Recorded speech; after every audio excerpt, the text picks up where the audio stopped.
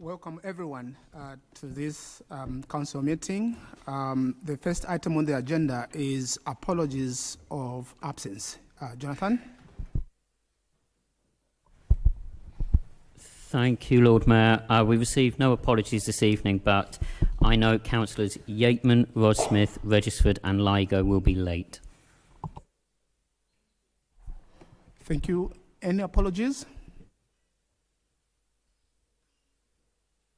Councillor Mowers? Yes, Rodsmith and Councillor Goddard are running late, but they are coming. Thank you. Thank you. Any more apologies? None. Any declaration of interest? Yes. The Oxford Living Wage motion has 4 unions mentioned in it. If you are a member of any of those 4 unions, you should probably be declaring an interest. I am a member of USDOR, which is my interest, and I am also work in high street retail, which is something else that's mentioned in the motion. Thank you. Emma, to advise. Thank you, Lord Mayor. There are a number of organisations mentioned in the preamble to the recommendations on that motion before Council. My advice would be, however, that the recommendation does not directly impact on any of those organisations, and whilst members may have affiliations with those mentioned in the preamble, the recommendation doesn't impact on those organisations, therefore you don't have an interest to declare. However, should you wish to just state the organisation, you can, but my advice is that there's no requirement for you to make a declaration. Thank you. Thank you. Councillor Brown? Thank you, Lord Mayor. I declare an interest in the third Labour motion on the agenda, which is motion G. I will leave the room if it is to be discussed because it references my employer, and I would like to make it clear that I took no part in any discussions about the motion. Thank you. Councillor Smorton? Thank you, Lord Mayor. Apologies if I've just missed an email on this one. I'd appreciate advice about the Littlemore neighbourhood plan on account of how I am a Littlemore parish councillor and was also substantially involved in the creation of the plan. Thank you. Councillor, I'll call Emma to advise. Thank you, Lord Mayor. Yes, Councillor Smith, apologies. It's been rather a hectic day.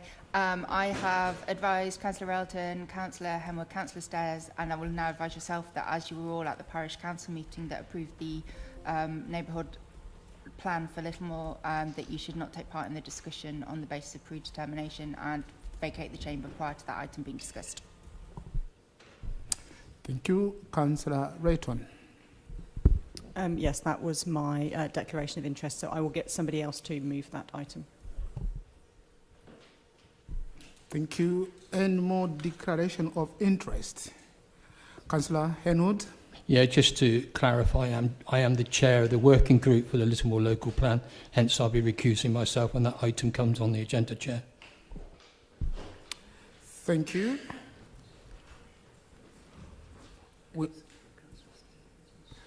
Councillor Stairs as well? Yes, I'm also on Littlemore Parish Council, but I think that's been covered. Thank you.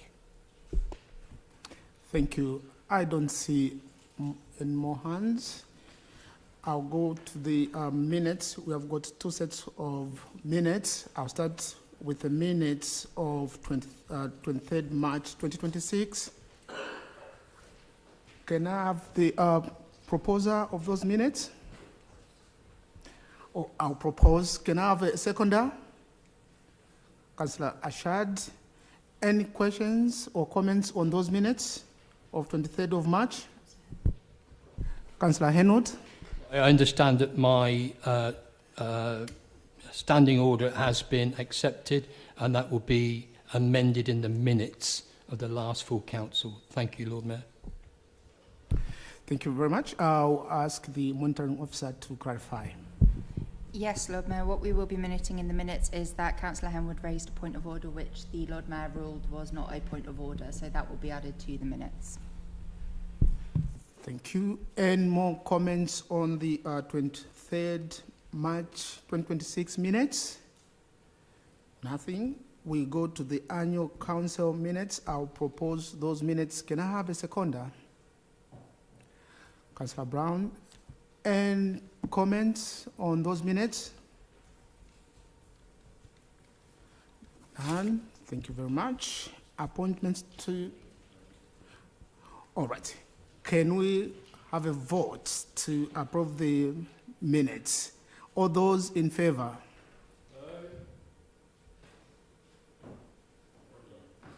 Anonymous? So both minutes are approved. Thank you so much. Appointments to committees? None. Announcements? Yes. I'll start as a Lord Mayor. First of all, I just want to thank the members for voting for me. I've obviously enjoyed my first almost 2 months being Lord Mayor.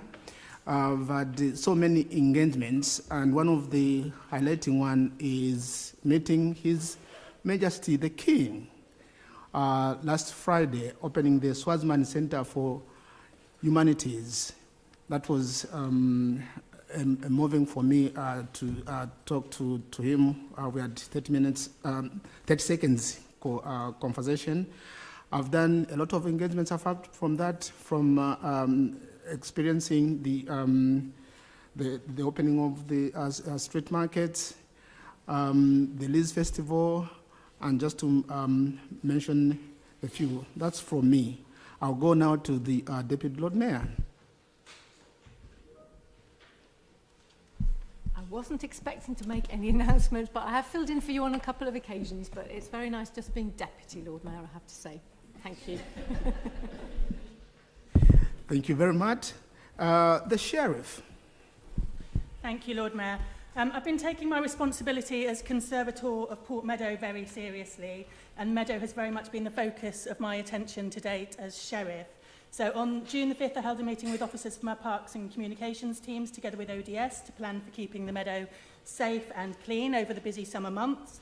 And on June the 19th, ODS supported the annual Sheriff's inspection of the Meadow, where my consort and I saw firsthand some of the challenges faced by our Countryside Ranger team, and I was left thoroughly impressed by their knowledge, dedication and care for the Meadow. I was also thoroughly impressed by the Aunt Sally skills of both Ed and Isaac from ODS at the plough following the inspection, and thanks to them and a few colleagues in the chamber with us this evening, the Sheriff's team came closer to beating the Freeman than at any other time in living memory, apparently. Most importantly, there were no injuries and no property was destroyed during the course of the evening's entertainment, which is always a bonus. Vital to Port Meadow's natural environment is the River Thames and the Wolvercote Mill Stream, which was granted designated bathing water status in 2022 with this council's full and active support. Since then, the water quality has been rated consistently poor, which is a matter of huge concern to many, many Oxford residents. As Sheriff of Oxford, I penned an open letter to the Chief Executive of Thames Water, which was published in the Oxford Mail and the Oxford Times, raising my concerns about the lack of improvement in water quality. Following this, I was offered a meeting with both Thames Water and the Environment Agency, which happened on the 27th of June. I was told at this meeting that despite 4 years of investigation by Thames Water and the Environment Agency, the reason for the consistently poor water quality is still a mystery. They do not believe that discharge from sewage treatment works alone are responsible for the high levels of bad bacteria found, but they do know that the source is most likely to be human faeces. The next step being proposed by the Environment Agency is a project coordinated by a small local charity to bring together stakeholders and volunteers to identify the source of the pollution. So I express my disbelief and disappointment at the lack of progress over the last 4 years. And while this council should support the new project in whichever way we can, I don't believe that a response led by a small local charity run on a shoestring budget and reliant on volunteers in canoes and citizen scientists is commensurate to the priority of this environmental disaster. So Thames Water and the Environment Agency really need to do better. They need to do more. And I plan to write to the relevant government ministers to demand that they are made to do so. And I will keep yourself and councillors informed of progress, Lord Mayor.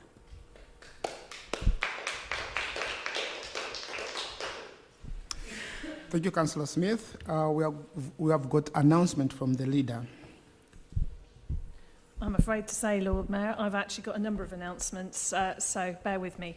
There's been a lot happening. So first of all, on local government reorganisation, I trust that members are aware that we are expecting an announcement this week.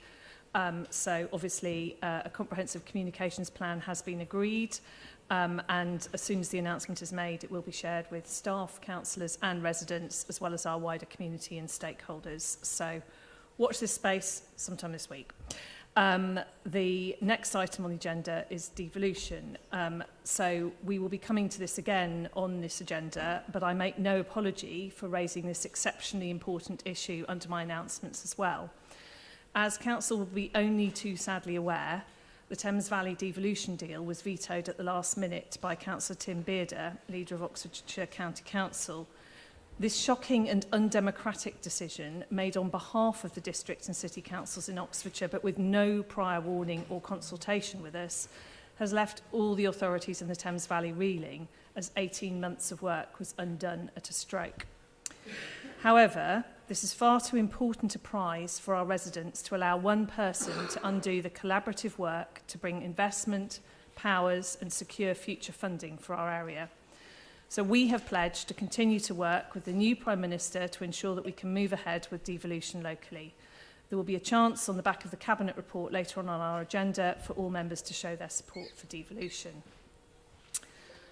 Moving on, I also wanted to reference the Oxford Union debate, which again, there are a number of questions on this later on the Council agenda, some of which suggest that Council was not aware of the very clear statement I put out through the Council press office prior to the event taking place, in which I condemned the way in which the Oxford Union has consistently behaved, inviting deliberately provocative speakers and then not being prepared to pay the costs to the community for providing security, and also not accepting their responsibilities to wider community cohesion.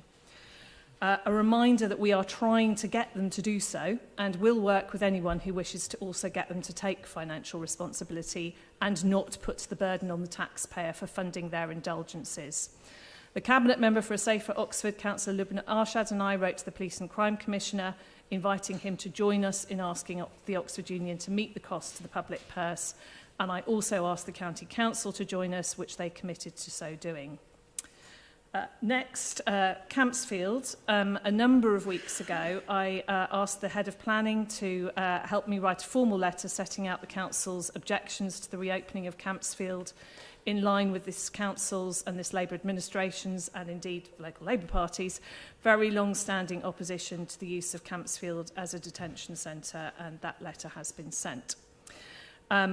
And then I also saw yesterday something which I wanted to draw the attention of Council to, which is that our former Labour councillor and Cabinet member, now MP for Penistone and Stockbridge, Marie Tidball, so late of this parish, has received the Stonewall Changemaker Award for policy change alongside her fellow Labour MP, Rachel Taylor, for their work on changing the law in relation to hate crime on the basis of someone's sexuality, gender identity or disability, putting those on an equal footing as race or religion.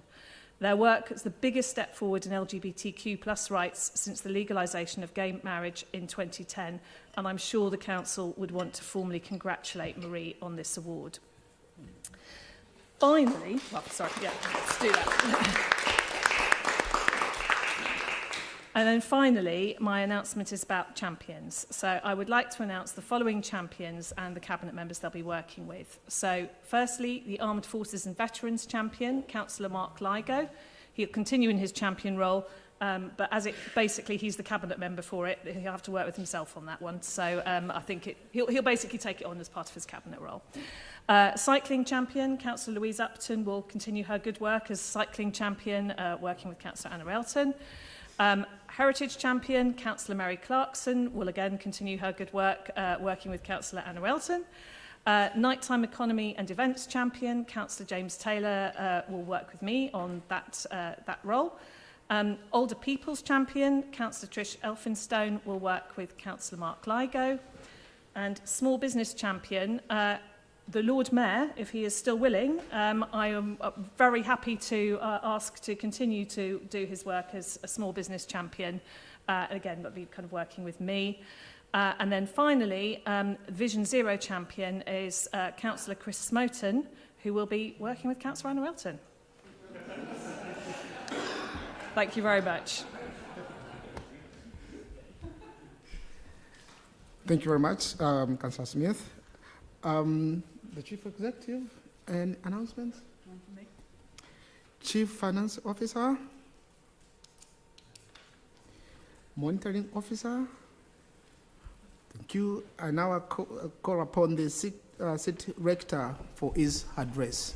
Thank you so much, Lord Mayor. Good evening, everybody. Lovely to see you. As we may know, 2,126 years ago today, Julius Caesar was born, and he was a magnificent general, an amazing writer, and was actually very bad at reading a room in modern jargon, and that's why he came to an untimely end. And as I was preparing for this evening, I thought, I am so privileged and blessed to be with so many wonderful councillors. You are actually very good at reading rooms, reading the room. So thank you for that. Also, if anybody wants something to do during the long summer months, we note that this month is named after Caesar. The next month is named after his great nephew. If we were pondering changing the months of the year, I'm not saying this should be an agenda item, then where would we go with that? Thank you so much, and I hope the evening goes well for us all.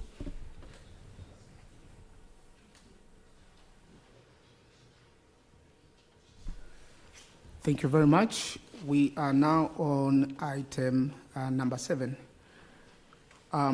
urgent business.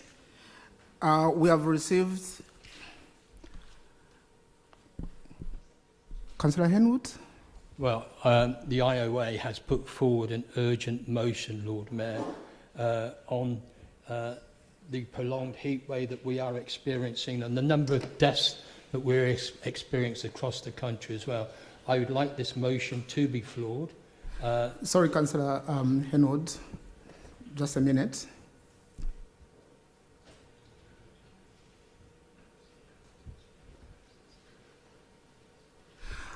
Before I call upon Councillor Henwood, I call upon the monitoring officer to just explain how the process works. Thank you, Lord Mayor. So, under the Constitution, there is provision for members to raise emergency items. However, where the monitoring officer is doesn't give advice to the Lord Mayor, which is either way, then the Lord Mayor needs to put that to the council meeting, and it will require 10 members in support of it to be determined. In terms of my position, there is nothing that is inherently wrong with it, or nothing that would lend me to sort of give an opinion either way. So my advice, Lord Mayor, is that you put it to the meeting, and if there are 10 in support, the item can be debated, and if there are not, then move on to the next item.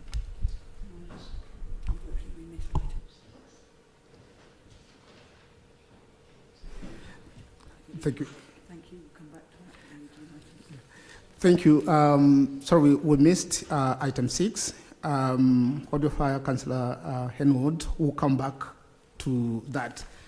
I believe we have got a public speaker for item number 6, Martin Reid. So if we can invite the public speaker, please. Thank you, Lord Mayor. Can you hear me? Yeah. Okay.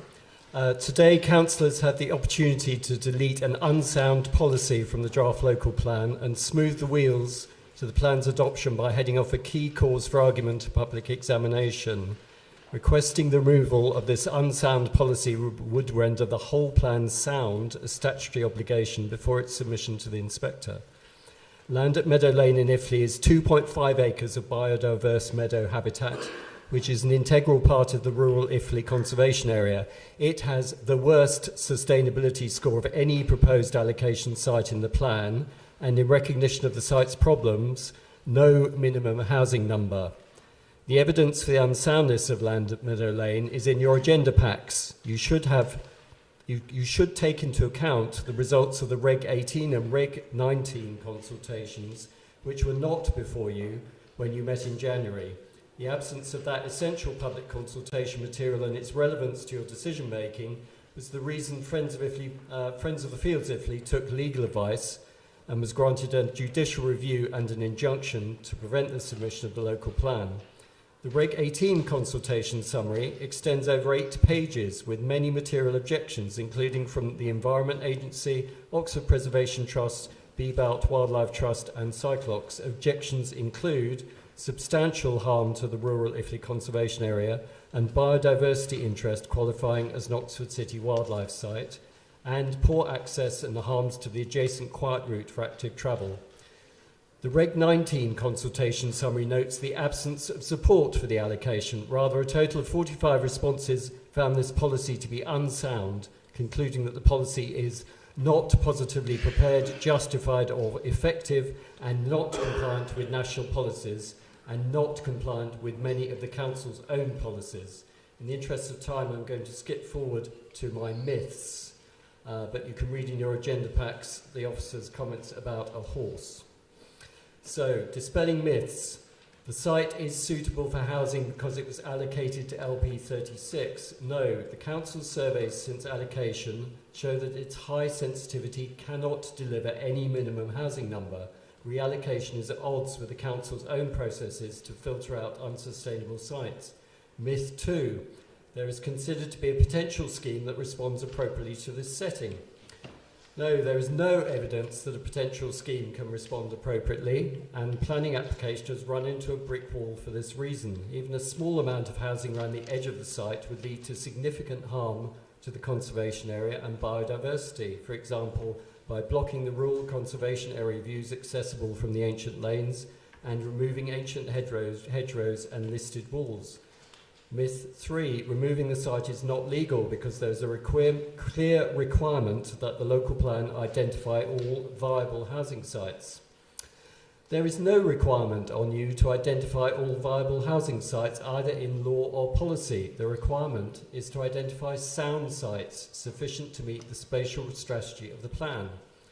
Myth 4, removing it would treat one specific site as an exception to the process, and this would undermine the plan. On the contrary, removal of SPS 8 would be consistent with processes that led to many other proposed sites being rejected due to heritage, etc. In fact, it is very common, if not routine, for councils to propose modifications to the inspector at this stage of the plan-making process. The suitability argument is one that needs to be looked at by the local plan inspector at examination. That's myth 5. The decision on soundness cannot be delegated to the inspector or a planning committee. Elected members have a different role to the planning inspector by making decisions that reflect local circumstances. So I do hope that there will not be any additions to the mythology in this meeting today. Conclusion. For all these reasons, I ask that members vote for the only sound course of action, which is to remove SPS 8 from the local plan and thereby send a local plan to examination that is sound and ready for approval. Thank you.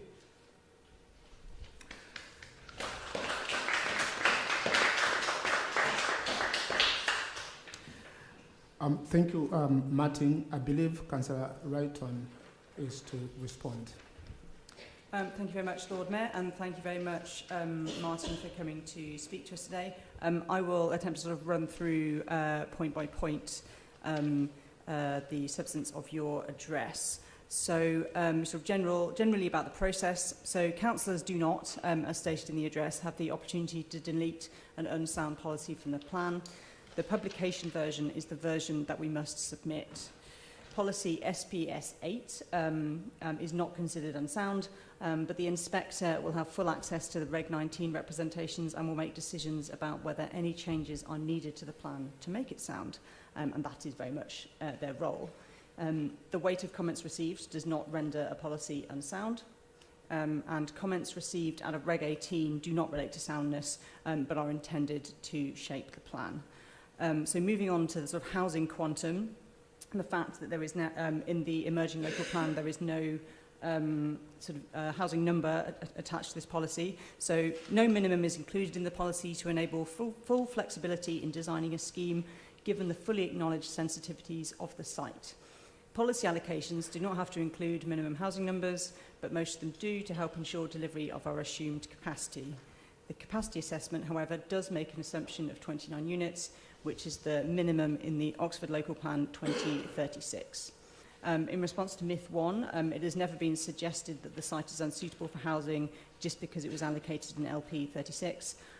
All sites have been reconsidered and reassessed afresh as part of creating this emerging local plan. So moving on to heritage, so this is myth two. It is suggested there is no evidence a scheme can respond appropriately to the heritage setting because any development would lead to significant harm, for example, by blocking views from the ancient lanes and removing hedgerows and listed walls. It is suggested the planning application has stalled for this reason. The current application is still under consideration. It has neither been withdrawn nor determined. In any event, any application presents just one proposal for development that must be considered on its own merits, and how it's determined will be relevant to that proposal, not the development potential of the site. It is reasonable to assume that sensitive design can retain key characteristics and that a scheme could bring benefits that outweigh any harms, the approach of the NPPF. Conservation area designations do not automatically prevent any new development, even on green spaces that are part of the setting. The allocation policy is written to note important characteristics and mitigations. This is informed by the initial testing through the capacity assessment process undertaken for all site allocations, which indicated ways of responding appropriately to the site's sensitivities. Myth three covers the housing pressure. This is not a matter of law. It is a matter of soundness that when a plan puts forward a housing requirement based on capacity and which is lower than the identified need, then it must demonstrate every effort has been made to identify potential housing sites. It does not mean that unsuitable sites must be put forward for housing, but it does mean that identified suitable housing sites should be allocated for housing. There is no beauty contest for housing sites in Oxford, and the sustainability appraisal is not used to find which sites are best rated and should be taken forward. Even the lowest rated site will be taken forward if it seems that mitigation is likely to be possible for any identified issues.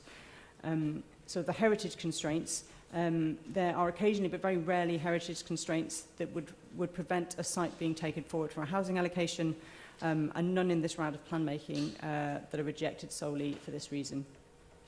On the biodiversity point, designated sites are protected and therefore very rarely put forward to development and not investigated. This site is not designated, although there is clearly biodiversity value. An ecological survey was carried out when the site was first allocated in Local Plan 2036. This was a Phase 1 habitat survey. The policy was clear that further, more detailed ecological surveys would be required at application stage. These have been carried out to inform the current planning application and have found species interest, but potential mitigation has not been ruled out. And that is all I have to say at this point in time. Thank you. Thank you, Councillor Wrighton. Councillor Henwood, thanks for your patience as well. Now we are back to item number 7, urgent business.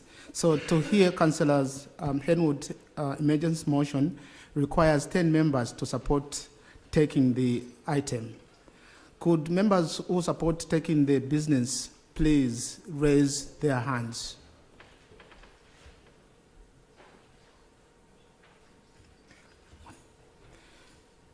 So the item falls. I propose the adjustment to the items in the agenda. I want to take item 9, 10, 12, 16, 14, and 15 first before I can take item 8 and 11. So I'm going to go straight to agenda item number 9. HRA property service policies. I believe Councillor Smith is to introduce the report. Thank you, Lord Mayor. Yes, we've got 13 HRA policies to approve this evening. The Aids and Adaptations Policy, the Complaints Policy, the Compliance Policy, the Decamp Policy, the Disposals Policy, the Gas Safety Policy, the Health and Safety Policy, the Lifting Equipment and Lifting Operations Policy, the Mutual Exchange Policy, the No Access Policy, the Permit to Work Policy, the Radon Policy and the Voids Policy. Council tenants, leaseholders and shared owners have the right to know that they are safe in their home, to know how their landlord is performing, to have their complaints dealt with promptly when things do go wrong, to be treated with respect, to have their voice heard by their landlord, and to have a good quality home and neighbourhood to live in. And we are committed to delivering on these principles, and this latest group of HRA policies will help us to do so. They're important for making sure we are meeting the stringent new regulatory requirements expected of all social landlords, and they will help us ensure the effective operation of our day-to-day housing services, giving us a sound operating framework, the ability to monitor our performance, maintain high standards, and provide transparency for our residents about what they should expect from us. And I think it's important, and I think maybe the independent councillors, in light of the vote we've just had, maybe should pay heed to this, that these policies are not made on the hoof. These policies draw on the lived experience of our residents. There's been a series of meetings with the Residents' Policy Review Group. There's been surveys done with residents, and they have resulted in amendments and ultimately approval of these policies. And it's really important that we take this approach in future, as well as making sure that our policies are developed with the council officers that we will rely on to actually deliver them, and that we've actually got sufficient budget and resource there to back those policies up and deliver them. So we're not setting ourselves up to fail our tenants. So yes, these policies have already been approved by Cabinet, another part of the strong governance process that we should really follow when it comes to our serious responsibilities as a landlord. And now they're being presented here this evening, so I hope we can give them final sign-off. Thank you, Lord Mayor. Do you have the seconder? Formally second. Any questions from members?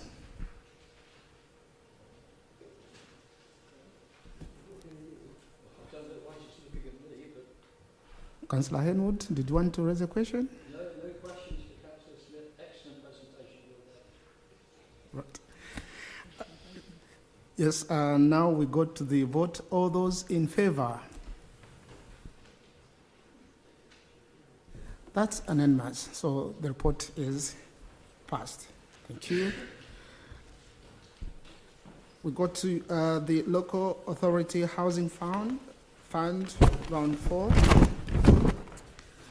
I believe, Councillor Smith, you are introducing the report. Shall I start off? Yeah, so the report is in both my name and Councillor Rowley's, because it's covering both housing for the resettlement of refugees and also temporary accommodation. So I'm going to talk about the aspect of the grant, the £898,500, which we are going to receive from government, but then pass on to a registered provider to deliver the resettlement element of this, which will provide 4 homes for Afghan households in need of resettlement under the UK's Afghan resettlement programme. So just to underscore the fact that this part of the scheme is cost neutral to the council, we're accepting the grant but then passing it on to a registered provider. And the proposal is to work with a local registered provider rather than deliver this directly through the HRA, because this will deliver extra social housing for the city without the HRA having to take on further borrowing when it's already stretched, and that means that the HRA resource can instead be used on other priorities. And what's most important, I think, is that is the City Council will retain nomination rights for these properties because we're working with one of our local registered providers. So if the original tenants move on within 3 years, then the government expectation is that property will be used for another family on the Afghan resettlement programme. But after 3 years, when that tenancy ends, then it will just, that property will be there to serve the wider housing needs of the city. So yeah, I commend this report to Council this evening. Thank you, Councillor Rowley. Did you want to add anything? Thank you, Lord Mayor. I don't have that much to add. The 4 temporary accommodation units will be commissioned along similar lines to those Councillor Smith has just outlined. The government grant covers half the cost, so we thought that it would make the most sense to use this to commission some of the temporary accommodation that we agreed to back in March, that £32 million investment. It won't actually deliver extra properties, but it does reduce the HRA borrowing requirement, therefore giving us more room for manoeuvre within the HRA budget in the future. And like the refugee resettlement properties, we will have nomination rights. In fact, those properties will be retained in the HRA. So if, as is our intention, gradually fewer properties are needed as temporary accommodation, then they will be able to be permanent social homes. With that, therefore, I hope that the report will be approved. Do you have the seconder? Councillor Brown? Any questions from members? See Councillor Smorton. Thank you, Lord Mayor. I will, of course, be supporting the proposal. I just wanted to highlight that across 4 rounds of the programme, the Council has been able to acquire 22 units of housing. And I think that stands in contrast to the 150 that were just spoken of. And I think that rather speaks to the gulf between the scale of support that is coming from central government to deal with what is very much a national temporary accommodation crisis, and the amount that it is asking local authorities to bear that burden themselves. So the question is, will the Cabinet member, considering new management is expected upstairs this week, will the Cabinet member re-emphasise to government that there is a desperate need for much more support from central government to deal with the temporary accommodation crisis? Councillor Smoten may be assured that we frequently do make that point to central government. However, as the report makes clear, at the time that we approved extra investment in temporary accommodation in March, we weren't expecting this funding to come and reduce our borrowing requirement. So everything that, as I believe the people at Tesco say, every little helps. But we will, of course, always ask for more. I've seen Councillor Malik's hand. Thank you, Lord Mayor. I just want to make brief comments, actually. I raised this previously, when we were housing these people, and I welcome this because although it's a central government, but you will remember Afghan people flee before the Ukrainian war started, and I raised that before, but the central government obviously prioritized the Ukrainian and above the Afghan. It is the Afghan who put their life in a danger to work for us, the British forces and the other coalition in Afghanistan, and they flee from the fear of the Taliban. So although it's very much delayed, but I welcome this is happening now. Any comment? Thank you. Any more questions? None. I'll put this report to the vote. All those in favour? That's unanimous, so that is agreed. Agenda item number 12, urgent key decisions since January 2026. Call upon Councillor Brown to introduce the report.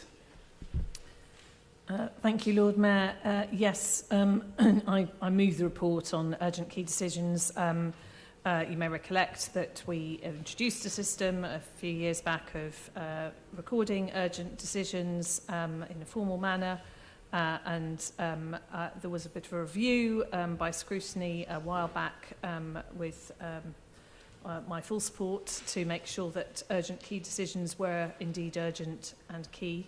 And were needed to be taken in this way. I think these are both such decisions, always welcome to be receiving money from government, which is what the first decision is about. And the second one was an urgent extension to a decision to around our investments. So I hope Council can support this, although actually I think it's just for noting. Any questions from the members? Councillor Miles? So this is more of a note rather than question, and I think we just see a continued pattern of these urgent key decisions, and whilst each decision is taken on its own merits, because there has been this pattern of urgent key decisions, it suggests that some processes aren't potentially fit for purpose, and I just want to note that when the transition process happens for any new authority with LGR, that this is noted so that effective and sufficient democratic oversight it continues to be provided, whilst also ensuring the agility of the council to respond and act quickly to deliver for residents. So this is something that maybe from a process perspective needs to be looked at going further, because otherwise we just continue with this pattern. But thank you for bringing this to council. I think it was when I was scrutiny chair we raised this as an issue, and I'm pleased to see that this reporting has continued, so thank you. Thank you, Councillor Miles. May I Councillor respond, Brown? Lord? Yeah, I'd like to respond, Lord Mayor. I mean, I completely agree with the sort of premise of what you're saying, Catherine, which is that I think it's really important that, you know, as I said in my introductory remarks, that urgent key decisions are indeed urgent and they are key. I do think both of these would fall into that category, and I think it is never going to be possible for any council to be able to take all decision making through what is quite often quite a lengthy process. There will always be things that sort of come up, and these are both such issues. So, but they also represent considerable large lump sums of money, which it's important to get right. So it's important that there is a process around it. I thank her as Chair of Scrutiny for having supported the process. I think she's right that we need to make sure that in the transition arrangements we continue to look at all of these and keep a really close eye on it, but I am certainly satisfied that these fall within that category. Any more questions or comments? None. We are asked to note the report. So that's noted. Thank you. Agenda item number 16, Scrutiny Committee Annual Report. I believe Councillor Powell is introducing the report. Yes, thank you very much, Lord Mayor. So it's been an interesting year. Obviously, as we head into the process of LGR, it was a very, very busy year for the Scrutiny Committee. I'd like to start by extending my very sincere thanks to officers, particularly to Celeste and Jonathan, who've done so much to support the committee over the past year. I'd also like to take this opportunity to thank the many cabinet members who've come along, sometimes to quite long meetings, at least twice where the keepers have been trying to actively move us out of the building, to answer questions to the committee. During the reporting period, we had a total of 84 recommendations which we made, and 51 of these were accepted, with a further 17 accepted in part. So I think that reflects a really, really good working relationship with Cabinet as that sort of critical friend, which I would say is particularly important in a situation of minority administration. The report is there for everyone to see on the papers, so I won't speak for much longer, but if there are any questions, obviously happy to take them. Is there any questions from members? None. We are asked to note the report. Again, item number 17, back to you, the committee update report. Councillor Powell. Thank you very much. So, obviously, having just heard the annual report, I now move to the update report, which is a reflection on the period from the 19th of March until the 1st of July. Obviously, for much of this period, we were having elections. So Scrutiny met for the first time this municipal year in June. We had 2 meetings in June. During that time, we established the working groups, set out our strategic priorities, and also took our first substantive item. During the entire report period, we made 22 recommendations to Cabinet across various reports, 15 of which were agreed. And again, I welcome questions, should anyone have them. Any questions? I can see none. We are again asked to note the report. Noted. Questions on cabinet minutes. So in front of us, we have got 3 sets of cabinet minutes. The first, 15th of April, 17th of June, and 18th of July. So I'll start first inviting members if they have got any questions on the minutes of 15th of April 2026. Councillor Smorton. Thank you, Lord Mayor. One question for Councillor Chapman relating to the fleet purchasing. Is will the council's fleet purchasing going forwards be buying zero emission? I didn't quite catch the question. It was a bit muffled. Sorry, apologies. Will the council's fleet purchase going forwards be going at zero emission? It will be doing its very best to do so. It will depend on the availability in the market and the models that are available to it. Councillor Fairweather. Thank you, Lord Mayor.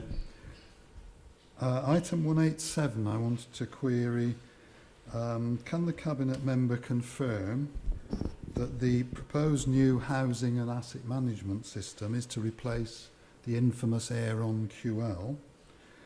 And a question for the leader, can the leader assure the council that all the lessons from the QL fiasco a few years ago have been learnt and will be applied to the new procurement?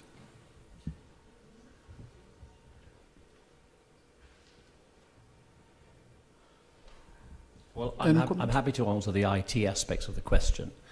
I think fiasco is a bit of a strong word, given that the QL system has been working successfully now for a number of years and is one of the best systems around. So there was, as you remember, Councillor, very extensive reports about the whole business of QL and lessons were learned in relation particularly to procurement issues, in relation to project management, long-term investment, in relation to not having a system where people are allowed to add all sorts of bells and whistles to the system and therefore making it very, very hard to introduce, etc., etc. And I think we were on the same committee at the time when we discussed that. So I can absolutely assure you that those lessons have been learned, yes. Any more questions on the minutes on the 15th of April? Councillor Fairweather. Sorry, I didn't get a reply to my first question, which was, is this new system to replace the Aeron QL system? It will be, but we'll obviously have to go through a proper procurement process to know precisely what the system will be. All right, we have got the monitoring officer to clarify something. Apologies, Councillor Chapman, but the property system that's being procured is for property services. It's not intended to replace QL. QL will, however, need to be looked at in terms of being re-procured, but they're for 2 different functions of the council. Thank you. On that note, we are going to the minutes for the 17th June 2026. Any comments or questions? I see none.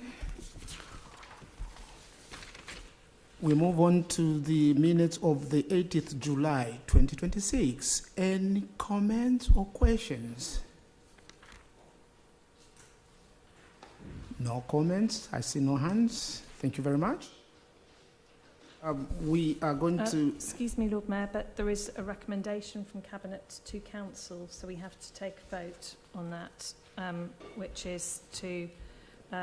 on the Thames Valley Strategic Authority proposal, the update and implications for Oxford City, we may... Sorry, the leader, I think the monitoring officer wants to clarify something. Yep.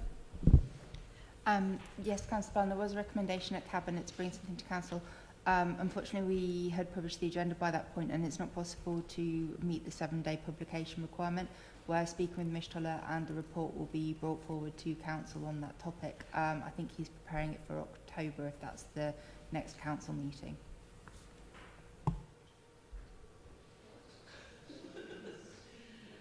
I mean, that seems a bit extraordinary. October, we hope we might be well into negotiations on this. I mean, I would invite council to show their support before then if they're willing to.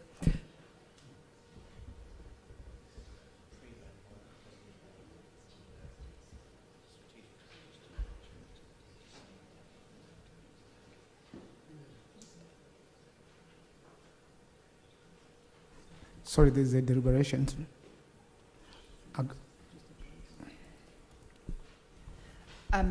Again, apologies, Councillor Brown, because the recommendation to that report was added too late for officers to add it to the agenda for council. We didn't have the 7 days for council in order to get it as an item on this council agenda. So therefore, it will have to be brought forward at another stage because we can't, other than by the emergency procedure, we can't add something to the council agenda once it's published that wasn't already envisaged as an item of decision making. Thank you very much. That's very disappointing, and I would still urge other groups around the council to show their support for the for continued discussions on a foundation strategic authority. I'm sorry that other groups are not going to have that opportunity to show their support at this council meeting. On that note, we move on to the agenda item number 14, questions on notice. So, all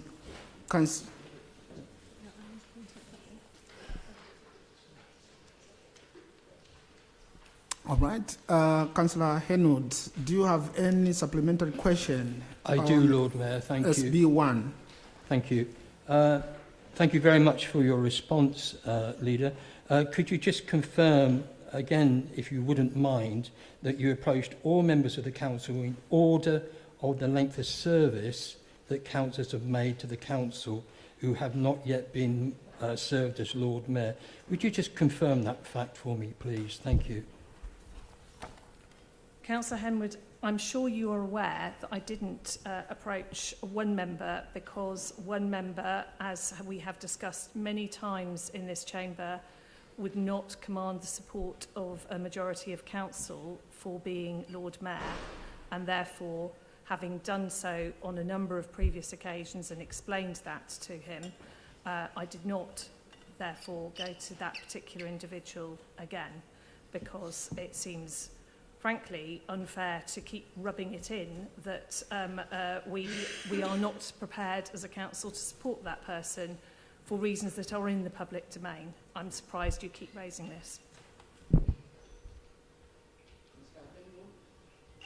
Councillor Henwood, do you have a supplementary question on SB2? I do, Lord Mayor, thank you. Leader, in your emails to me dated the 10th of March and the 20th of May, you stated there was a large majority of councillors of all three major groups who would not support Councillor Sergeant Malik. If there were no discussions between political groups, how did you establish the views of councillors across the three major groups?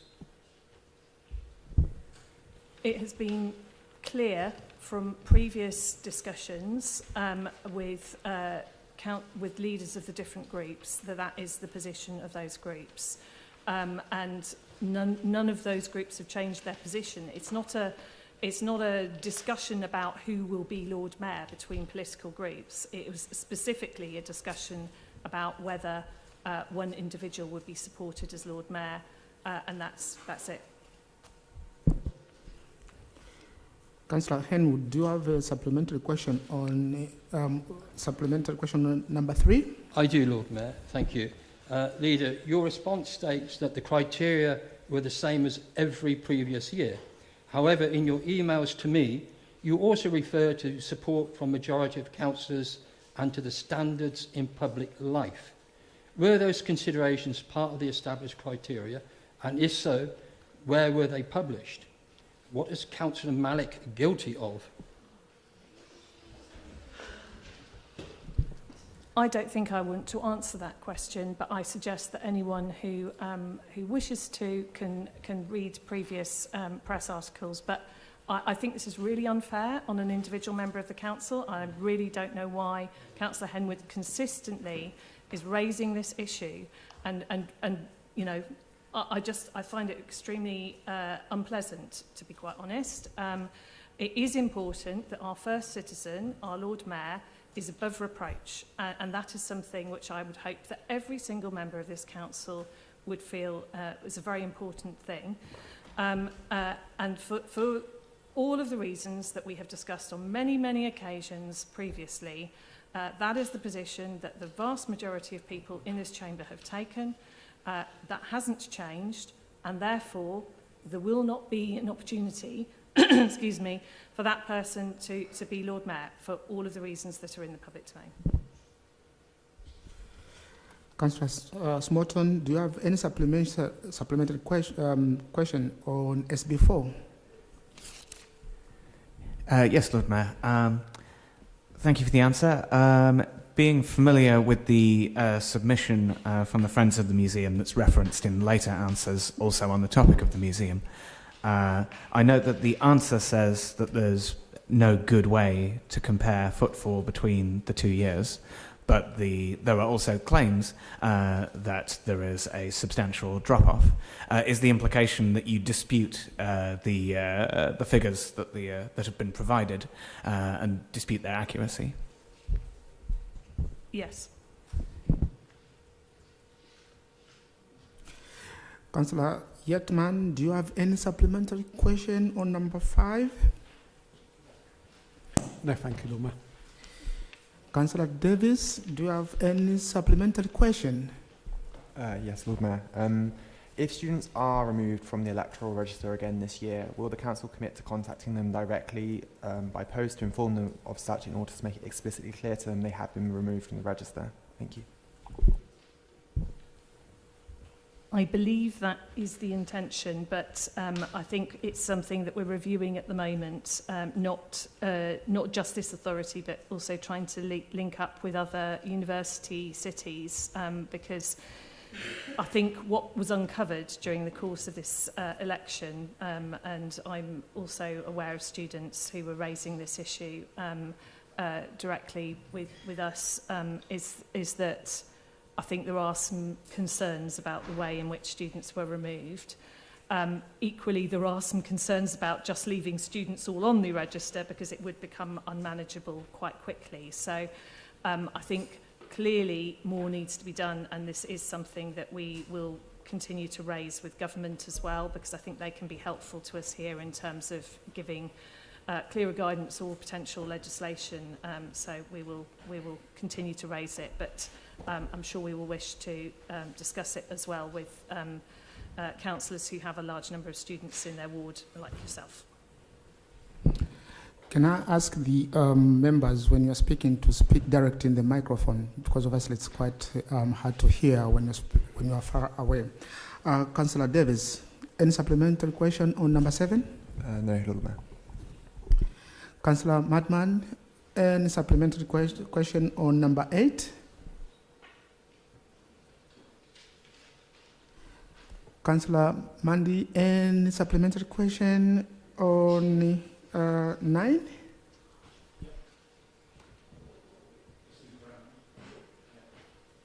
Thank you. For Susan Brown. Thank you. Yeah. So we've seen here about a 25% drop, 5k less in the first 2 quarters of this year versus last year. So is the previous estimate that time and money spent in the shop would increase therefore shown to not reflect the realities following the introduction of charging at the museum? Thank you. I think we're in very early days of charging at the moment.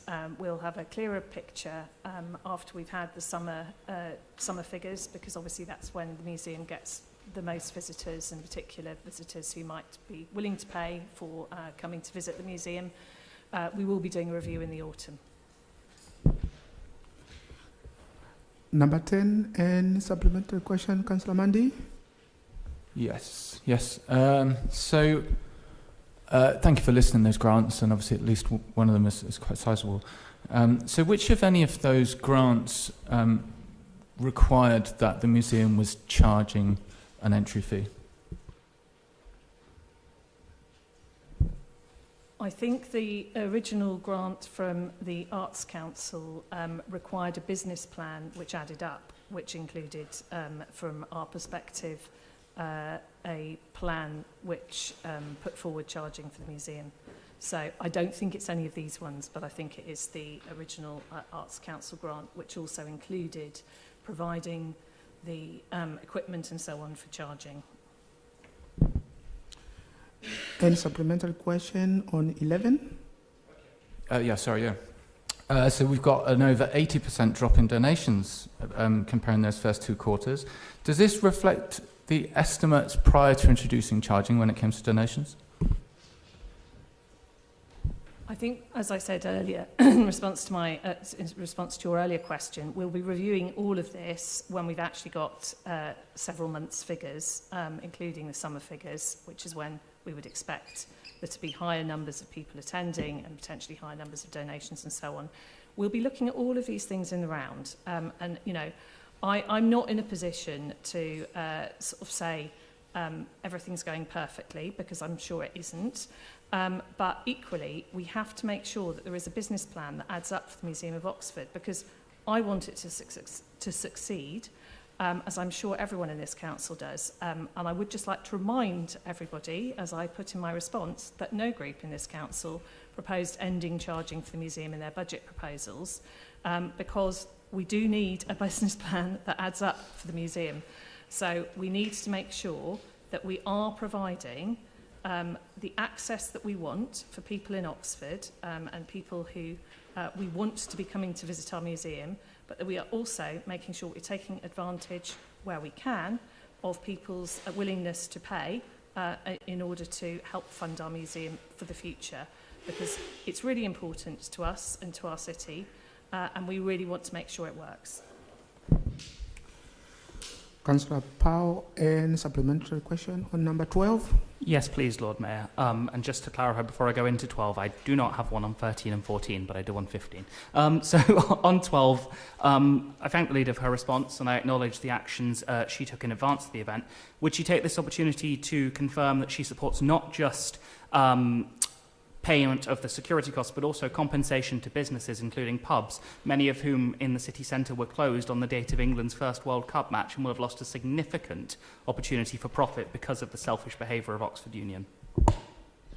Well, I mean, as I'd said in response to your other question, I mean, I think it is up to those businesses to decide whether they wish to put in a claim to the Oxford Union. But I mean, as I think it's something that we should be doing, I've got, you know, I'm perfectly supportive of them doing the same. As I heard, you don't have supplementary questions for 13 and 14, but you have for 15. Okay, yeah. Go on. Thank you very much. So I thank the leader for her response here, and I share her view that it's a real shame that the leader of Oxfordshire County Council acted in this way. She mentions campaigning activities in her response. Could she outline some of such activities? And if she wishes to use this as an opportunity to refer to the item in the Cabinet minutes, then that would be fine. Thank you for that opportunity, Alex. Yeah, I mean, I think, you know, we will continue to meet as leaders across the Thames Valley, and I think it's important that we do. Obviously, there are opportunities. We'll have a new Prime Minister very soon, and it looks very likely that it's going to be one who is particularly committed to the idea of devolution and indeed to directly elected mayors. There is no difference of opinion on the subject of directly elected mayors, by the way, between any of the leaders across the Thames Valley. We are all supportive of the idea of having a directly elected mayoral authority. That wasn't on the table as an initial offer to us, that was made very clear, but it was also made very clear that we would get a mayor sooner if we applied to become a foundation strategic authority. So I think it's really important that we listen when government is telling us something, and you know, we have definitely missed an opportunity here, unfortunately. However, we potentially have an opportunity under a sort of, you know, slightly changed government to come back together and I hope work together to make sure that we take advantage of this opportunity, because for our residents, I think it's absolutely vital. It's very clear that future governments will be funding local government and local areas primarily through those strategic authority areas. And if you don't have a strategic authority, it's going to be a massive disadvantage. And in our area, I think we have huge opportunities to bring in additional funding, not just from government, but additional investment to our area, particularly into our infrastructure. So it just is a massively missed opportunity. But I do not allow any opportunity to go by without lobbying ministers, civil servants, and I know the Chief Executive does as well. So thank you. Any supplementary question on number 16? It's a complex one, so I'll pick up by email. And same goes for 17 as well. Thank you. Councillor Robinson, any supplementary question on 18? Yeah. No, not for 18, but I have for 19. Okay. Please go ahead. For 19, yeah. Your response was very brief. In light of the climate emergency and the current heat wave, you've provided a link to a blank page apart from a link to the weather forecast. So I'm assuming there is no plan. I don't know which page you were looking at, but the page I was looking at lists all of the places in Oxford where you can get cool shelter. So that was certainly the link I was looking at. So it may be that maybe I have supplied the wrong link, in which case, my apologies. Councillor Powell, and supplementary on 20? No supplementary, thank you. Thank you. We go to Councillor Turner. Councillor Mouse, any supplementary question for number 1? Thank you. We look forward to seeing the online list of properties that the council owns. Just though to clarify, how many commercial properties are actually owned by the City Council? Thank you.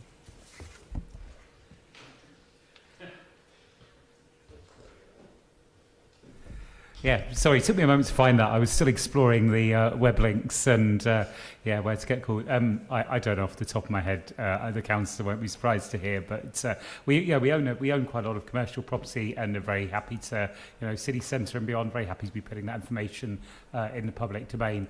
The council might be interested to know one thing which we won't be doing is doing occupation status because of the risk of squatting or others, that are up to no good. Vandalism, that sort of thing. But the list of properties will be made available. Going to Councillor Rayton. We are now on question number 1. Any supplementary question? Oh, yes. Sorry, apologies. Councillor Powell, any supplementary question? Yes, please, Lord Mayor. I thank the Cabinet Member for his response, and I'm glad to hear that the output is expected by the end of July. That's really, really promising. Obviously, this is a bit of a general question, but something I note as I walk around the city is the number of disabled facilities that are currently out of order. And can I encourage him and the Cabinet Member for Citizens Focused Services to really prioritise accessible facilities when they're engaging in this work at sort of the first line? Sure thing, and I think that's helpful. And if the councillor is happy to drop myself and Nigel Chapman a line, then we'll be really glad to surface that with officers. Maybe it'd be helpful just to say I had wanted for a number of these sort of ambitions that we talked about amongst political groups to come forward in a report. In the outturn report as a sort of financial update.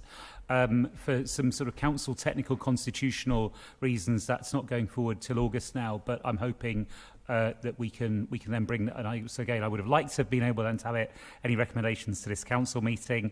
I think we'll be able to proceed with everything we've talked about, including the toilet refurbishment, without full council decisions. but there will be some other things there as well. So we're looking forward to bringing that report. With the outturn report, we can update people on all of those ambitions that they want to see. Because I know there's other topics, you haven't asked about it here, but notice boards, for example, amongst other matters. So, watch this space. Thank you. We now go to Councillor Rockton. Councillor Henwood, do you have any supplementary question on number 1? I do, Lord Mayor. Thank you. And thank you very much to portfolio holder for the detailed response. Given that the Section 106 funding only supports the enhanced 3A service until August 2027, can the Cabinet member confirm what plans are in place to ensure that the increased frequency, evening and on Sunday services continue after that date, so that residents of the Armstrong Road development do not lose their transport improvements that a developer contributions paid for? Thank you. I do not know the answer to that question. I think we would definitely have to ask the County Council. It's very much not really a question for me. But yeah, I think I would also just say, I mean, it's also an improvement that, quite a lot of other residents in Littlemore, including myself, have enjoyed, not just the residents of Armstrong Road. But yes, I do not know the answer. I guess we can ask the County Cabinet member responsible what the plan is. There may not be a plan, given that neither council is going to exist after 2027 and will have to be picked up by the new authority. But I guess we can do our best to find out the answer to that question. Councillor Henwood, do you have supplementary question number 2? Yes, please, Lord Mayor. Thank you for outlining the planning assessment, but my question was about the principle rather than the specific allocation. Does the portfolio holder agree that parking provision at hospitals should be determined by the operational needs of patients, visitors, carers and NH staff, even where there are results in a higher level of parking than would normally be expected under the Council's transport policies? I think this very much does have to be taken on a case-by-case basis, really. I mean, certainly in the planning committee for the Warnford Hospital, although I think my memory serves me, I did actually propose accepting this application. I did very much say that I was not happy about the level of parking that was involved in the application. Certainly, in the JR at the moment, the JR is literally building a new trauma centre on one of their car parks, and I think there's not many people here who'd be like, we would prefer to keep 100 car parking spaces over a new state-of-the-art trauma centre. So I think it's very much a case of, you sort of do have to take this stuff in the round, and yeah, I think you do have to take this stuff in the round. Councillor Taxon Hood, do you have any supplementary question on number 3? Yes, I do. Thank you very much, Lord Mayor. My question is that I wish to first of all thank Councillor Railton for her detailed response to my question, but it doesn't answer my question. My question is, after 8 years, when is the council going to issue a lease to the Summertown Football Club in respect of the 5 Mile Drive recreation ground? Would it be possible, please, to have a date? Thank you. I mean, so it's very similar to the answer to AR4 in that, given this is a negotiation with a third party, I very much cannot give a date. Can you, then give... Sorry, you're not allowed to, you're just allowed one question. Okay, thank you very much. Thank you. Councillor Goddard, do you have any supplementary question on number 4? Yes, Lord Mayor, thank you. It's a very similar supplementary question, so it'll probably get a very similar supplementary answer. But, okay, in this particular instance, it's only been 7 years, not 8 years. But it is still a very long time. I don't fully understand the point about not providing a binding date because it's a negotiation with a third party. It would be lovely just to have a date. So maybe we should try and arrange one in the near future. I mean, yes, I mean, I literally can't give you a date. I mean, as I have said over multiple emails, though, I am very much willing to go and meet with the Wolverhampton Cricket Club, and I do very much, sort of re-extend that offer, and we can get it sorted out. We do want to get this sorted out, and, both clubs You know, we do want them to succeed, but no, I literally can't give you a date. Councillor Fairweather, do you have a supplementary question number 5? Yes, I do. Thank you for the response. I'm very disappointed by the last part, which you say we will therefore not be replacing these nets with rope nor chain nets. I have discussed this with several players, and their attitude is very much, well, is it now City Council policy to not maintain sports equipment in parks? My question, supplementary question, is this seems to me that rope is not very good because it gets ripped far too easily. However, artificial fibre rope wouldn't be subject to the same damage due to ripping. The other point is that £500 a set for chain, I'm told by players that chain nets last almost forever. So could I again ask the Cabinet member to consider replacing these nets across the city, because I've been told that this is widespread across the city, consider replacing the nets with chains. Thank you. Okay, so, I mean, firstly, I think the assertion that we do not look after sports equipment in this city is pretty unfair and, you know, objectively not true. The first question... I mean, I think, you know, what the rope is made out of is inconsequential. I don't think we were talking about hemp rope anyway. I think it was always going to be a sort of, you know, whatever, synthetic nylon or something. But, you know, ROSPA does not recommend using them. I mean, so I think that more or less closes that one out.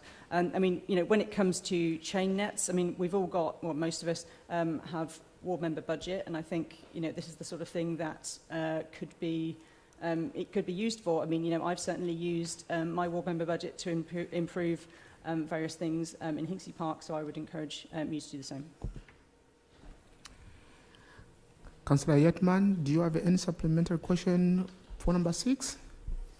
Nothing for number 6, Lord Mayor, but I have one for number 7. Please go ahead for number 7. Thank you for the response. If individual schemes don't assess the cumulative impacts, who is responsible for assessing the cumulative impact on residents as multiple developments were approved over the lifetime of the local plan?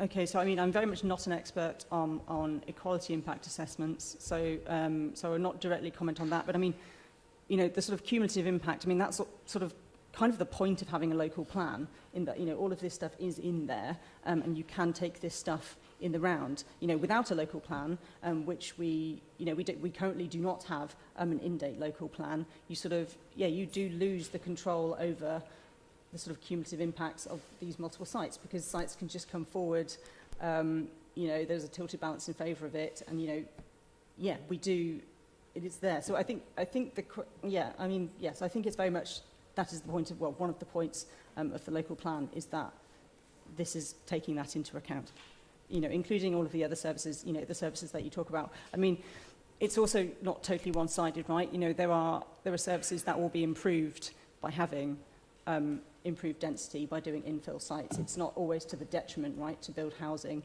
Thank you. Councillor Ballard, do you have any supplementary question on number 8?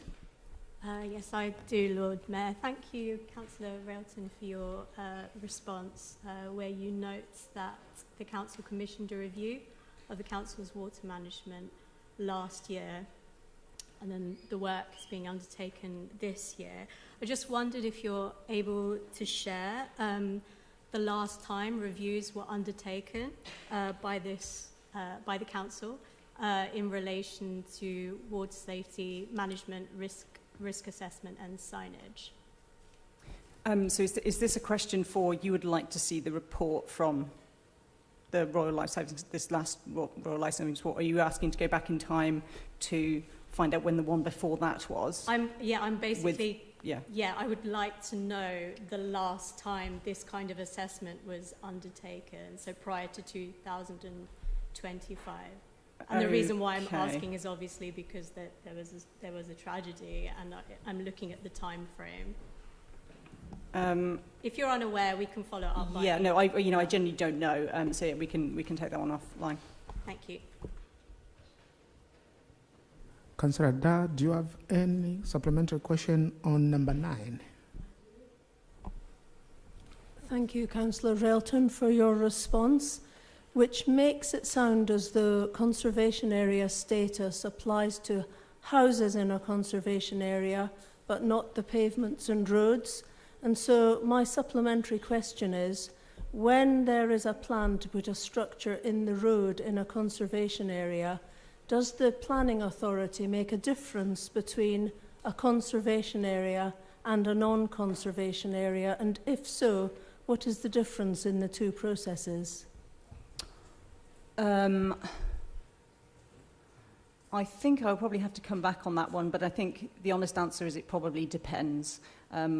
Yeah, but yeah, I think we can get a more detailed answer offline for that one.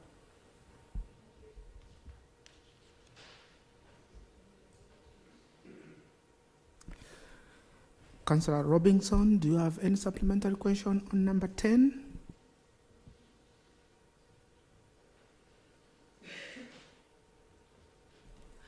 No, but I have for 11.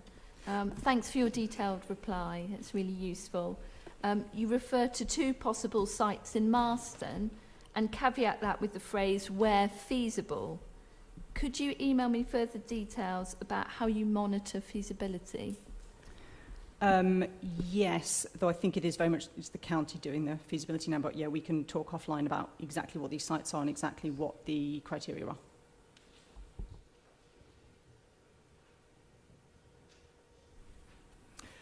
Thank you.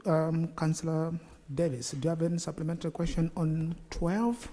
Yes. Thank you for your reply. Was there any attempt to understand the reasons why the 7 mentioned verges in your reply saw a significant biodiversity gain, and understand how we could support similar development of this in other cases on other verges? So this was work that was done, I think, easily a couple of years ago now, and I think there were originally order sort of 21 of these like biodiversity verges that were cut and collected for a few years, and yeah, there was this work that was underdone a couple of years ago to be like, actually, which ones of these are actually worth it. So in terms of in terms of assessing why some of them didn't have the uplift that you would expect, I mean, that's quite difficult. Yeah, you're trying to sort of prove a sort of like negative there. So I mean, no, I think the decision was, okay, these ones are worth it, we should keep them. These sort of other 15 odd are not. We'll stop doing it, draw a line under it, and yeah, maintain the others like that. So I think the answer is no. Thank you. We now go to Councillor Ashad. Councillor Davis, any supplementary question on number 1? Yes. Can the Cabinet member provide a monetary figure for the cost incurred by the Council in relation to the event? Sorry, can you ask me again? Can the Cabinet member provide a monetary figure for the costs incurred by the Council in relation to this event? This is the Tommy Robertson debate. I cannot give you an exact figure, but I'm happy to get back to you if that's okay. Any supplementary question on number 2? Will the Council in the future continue to spend taxpayer money dealing with the Oxford Union's events? Yeah, so the leader of the Council has already explained earlier on in the discussions of that we've tried that approach and it doesn't seem to work. So what we are proposing now is that we've written a letter to the Police Crime Commissioner, and we've also our partners as well, so that they pick up the cost. Any supplementary question on number 3? Councillor Mandi, any supplementary question on number 4? Yes, thanks to the Cabinet Member for the answer, as well as the urging us to support the motion, which I think is on the e-bikes. And all I would say is I would urge the members opposite to support the Green Party amendment on that, which improves the motion greatly and puts in some really important points that we should be considering. So in relation to the follow-up, all I wanted to say was I have been trying to reach out to the local police sergeant. I just wonder whether the Cabinet Member would be happy if I linked her in to help me get a meeting with the local police sergeant about a specific issue in my ward. Thank you. Yeah, that's no problem. Councillor Robinson, do you have any supplementary question on number 5? Councillor Mouse, do you have any supplementary question on number 6? Thank you. So just with respect to the 17 fixed penalty notices issued to businesses for littering, is there a geographical concentration of the locations where these notices were served and any targeted approach that can be taken to work with businesses in that area on their waste management? Thank you. Thank you for your question. At the moment, I'm not aware of a particular geographical location, but I'm happy to find out further information, if that's okay. Thank you very much, everyone. I propose that we take a break for 30 minutes. We are going to reconvene at 7 p.m. So see you later.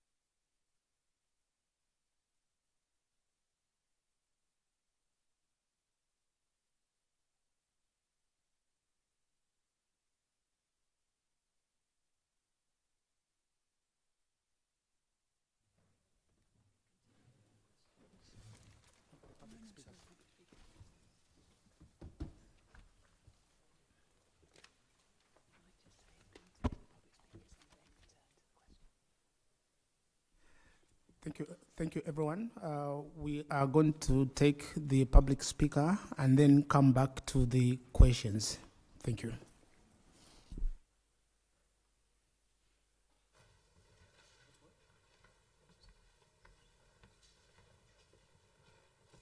Hello. All right. Thank you, Lord Mayor.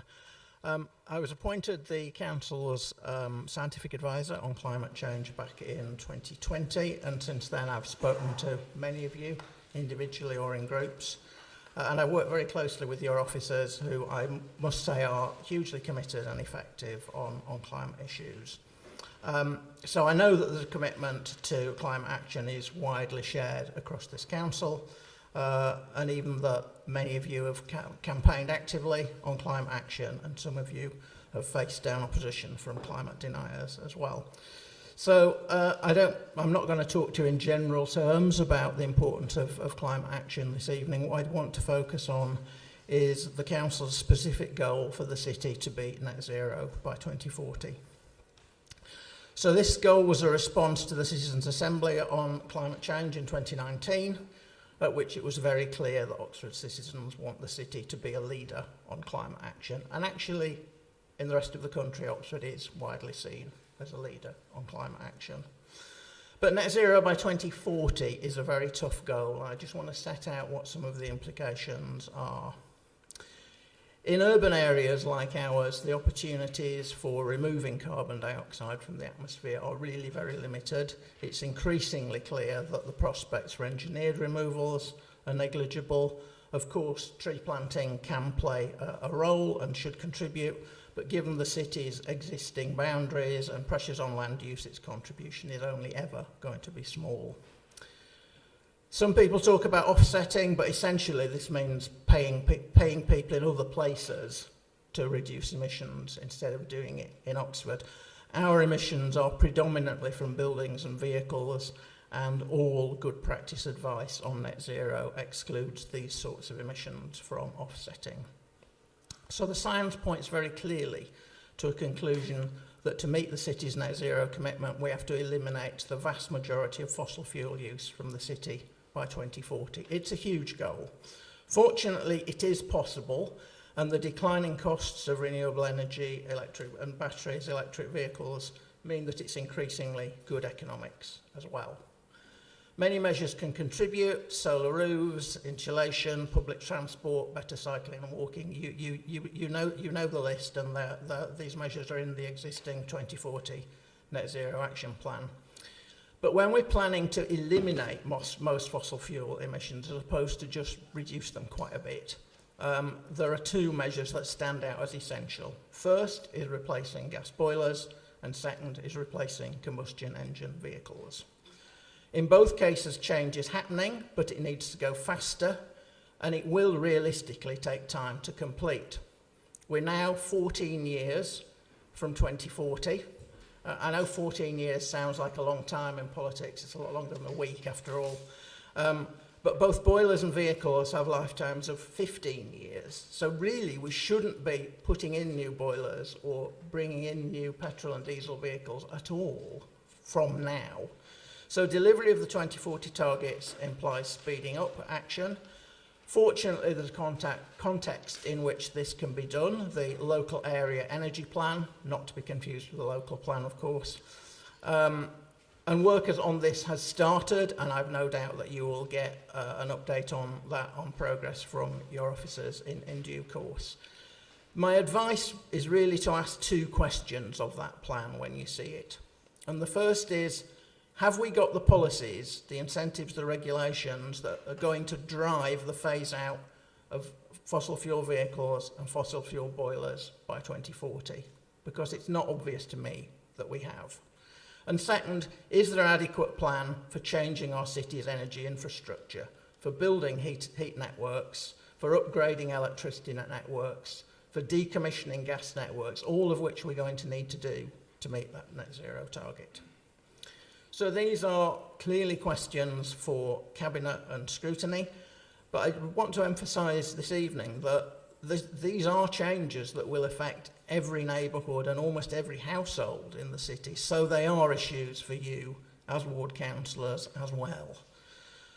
I suspect that's close to my 5 minutes, so I will leave it there, but I want to emphasise that I'm happy to discuss these issues with any of you in your political groups or other forums at any time. Thank you, Lord Mayor.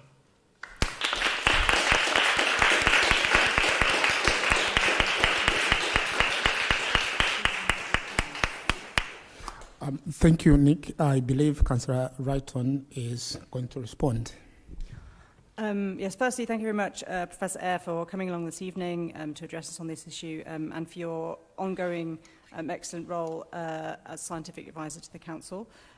So you've mentioned the local area energy plan, which is actually one of 4 plans that have sort of come up in this agenda, all of which are on different geographies. And if you can spot them all, I guess I'd give you like a special prize or something. So yeah, it's a really important piece of work for this council. I guess it's kind of difficult to discuss when we don't actually have it, which is one of its problems.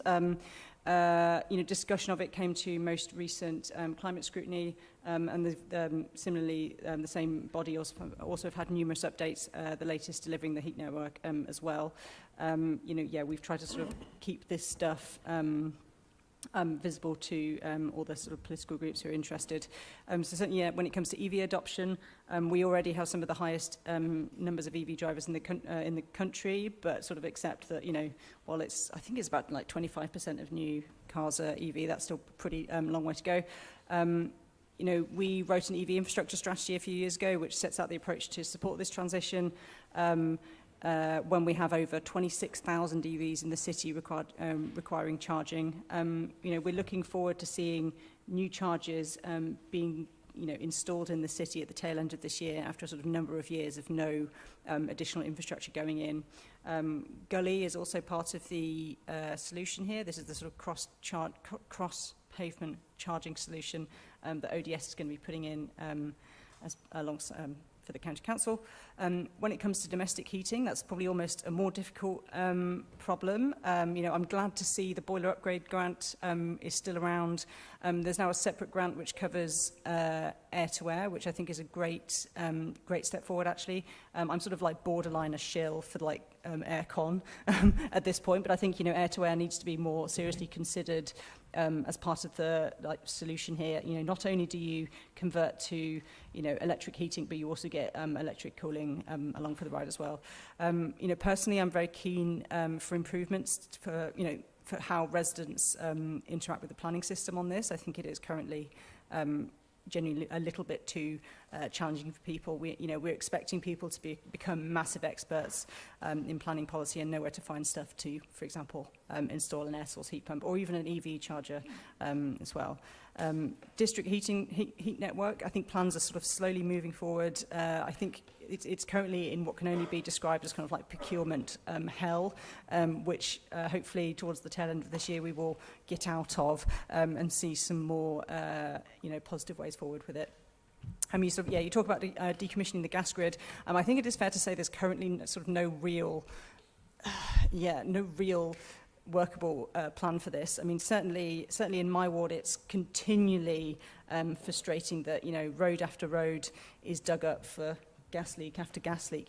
This infrastructure is genuinely falling apart, and there does need to be a plan for decommissioning it. I think Scotland has some plan, but I think in England there is currently nothing.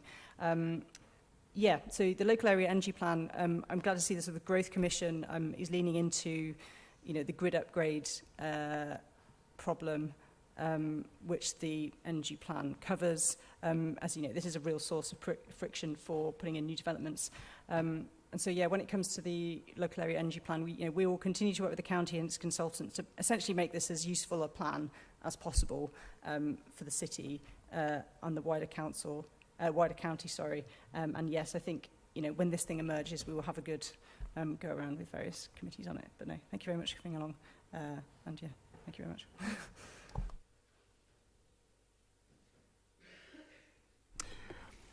We now have a second speaker, Dom.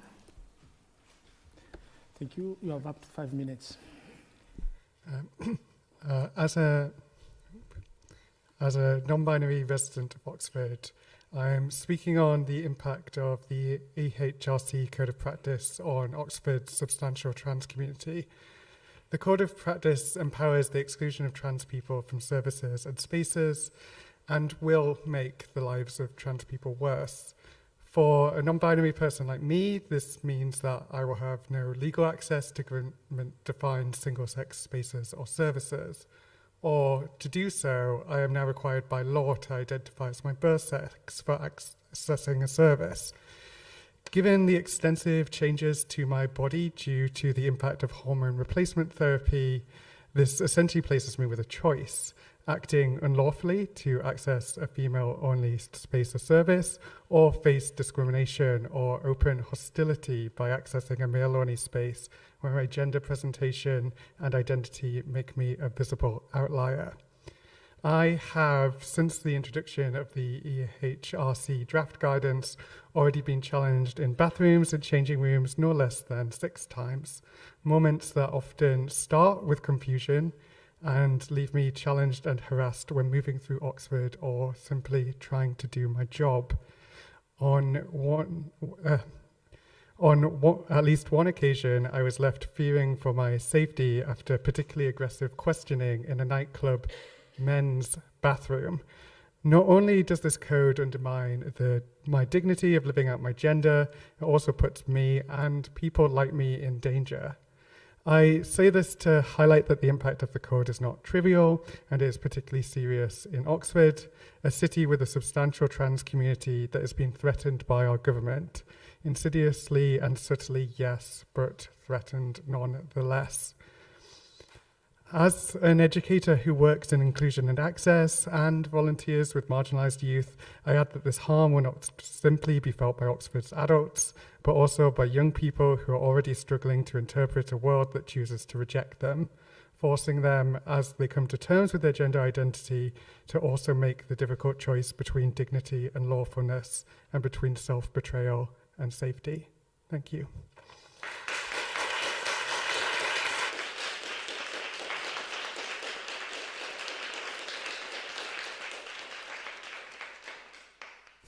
Thank you. Councillor Chapman is going to respond.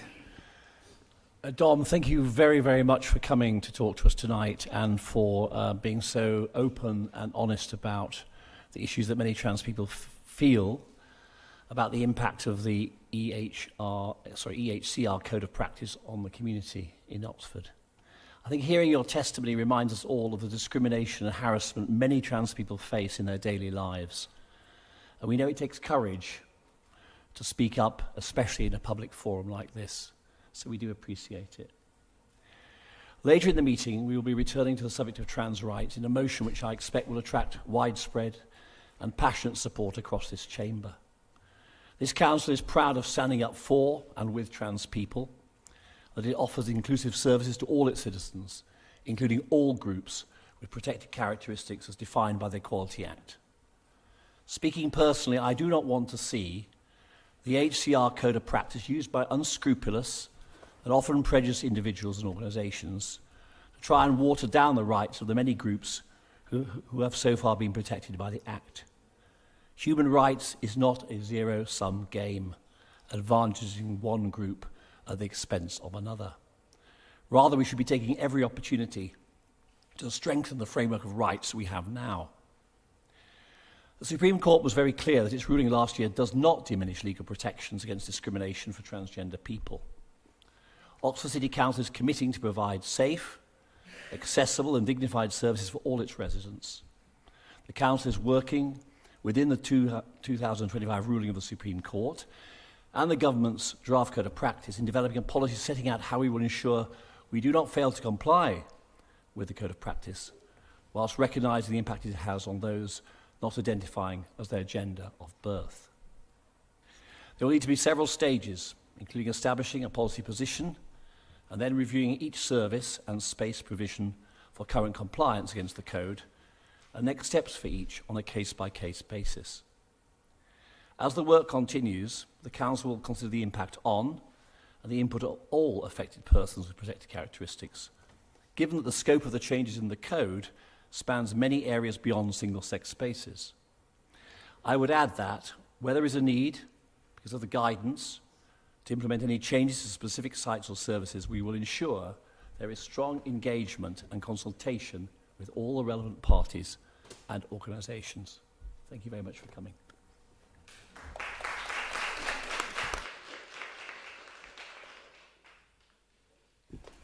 Thank you, Councillor Chapman. We can have a third speaker. You have up to 5 minutes. Stonewall, the leading publicly funded lobby for the LGBTQIA2S+ men and women, has been mute and has not condemned the behaviour of the same-sex couple for the behaviour of the same-sex adopted parents who have been convicted of the death of baby Preston. Given that Oxford City Council has reported to have been paid to attend Stonewall's training and sending Oxford City Council employees to Stonewall's expensive training courses, will Oxford City Council disengage from financially supporting and attending any training organised by Stonewall? I believe Councillor Chapman is going to respond. I am indeed, Lord Mayor. Thank you very much. Thank you for your address. I think we all agree that the case of Preston Davey is a tragic and clearly upsetting one. It has been described by the Children's Commission for England, Rachel de Souza, as a massive safeguarding failure. A number of inquiries are underway to learn the lessons of it and help us ensure that all other children, especially the most vulnerable, do not suffer a similar fate. It is the practice of Stonewall, like most charities I know, not to comment on individual cases where they are not directly involved. And we should not, unlike our speaker, draw any inference from that decision. The Council is a member of Stonewall as it provides access to resources and guidance to support and build inclusion and to improve services that we can make them more relevant to the many diverse communities in the city, which is a key ambition of this Council. We do not currently buy into any training Stonewall provides. The Council will continue as a member of Stonewall in line with our commitment to being an inclusive employer. Thank you.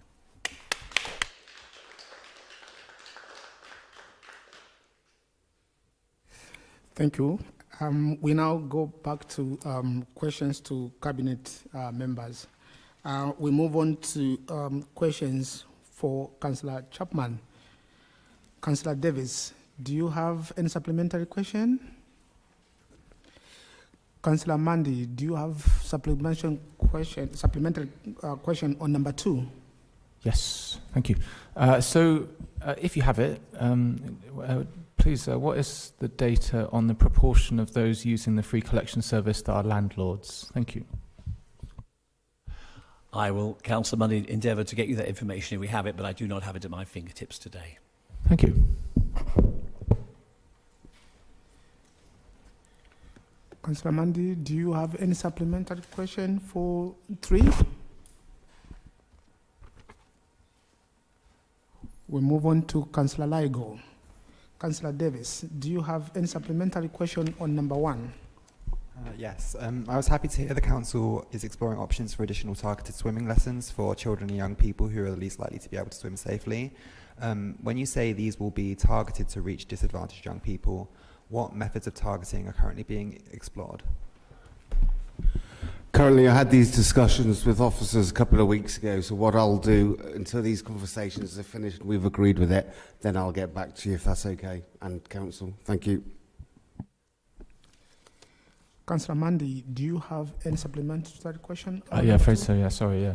So, specifically, I was told by a local resident that despite booking the learner pool 4 times between late March and the 20th of April 2026, they were told to use the main pool with their young child. They observed, at least on one occasion, that there was only one lifeguard on duty, which presumably wouldn't have been able to cover all of the pools. If it is, as you've said, Councillor Ligo, that the timetable is being varied for other activities, can this please be ensured that any changes to the timetables for activities are done with as much notice as possible so it's not inconveniencing the swimmers at the pool? Thank you. Thank you. We were unaware of any changes, but what I would suggest is if you could send me an email, please, of the name of the person who tried to use the lease pool, and then we'll make sure that we have the relevant officer to reply. Councillor Powell, do you have a supplementary question on number 3? Yes, please. So I thank the Cabinet Member for his response, and I'm glad to hear that dignity and respect are being prioritised. However, he must recognise the extreme levels of anxiety that many trans and gender non-conforming people will be currently experiencing.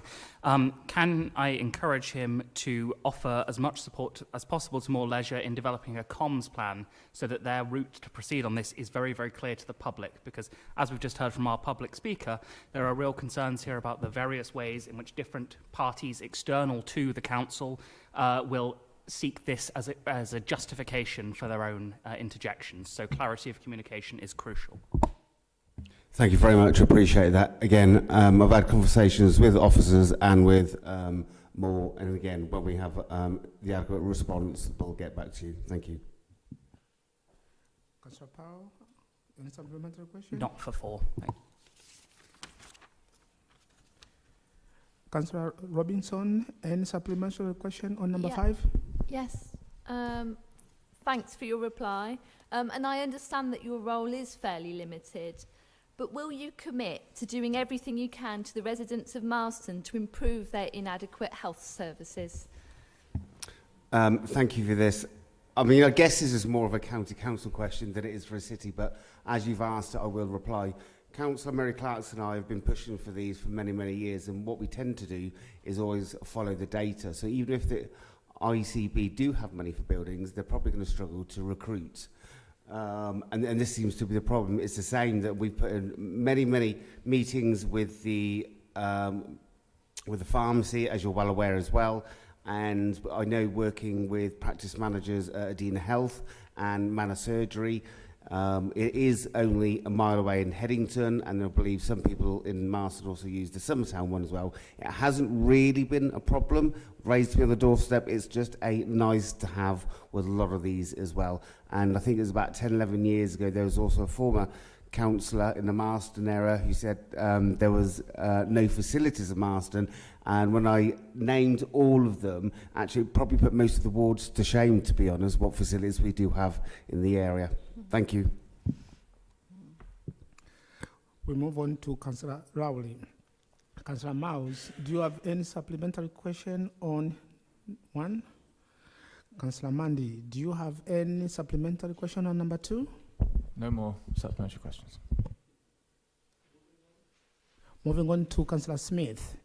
Councillor Fairweather, do you have any supplementary question on number 1? No, I'd just like to thank the councillor for the very full and informative response. Councillor Yetman, do you have any supplementary question on number 2? No, thank you, Lord Mayor. Councillor Jarvis, do you have any supplementary question on number 3? Very briefly, yes.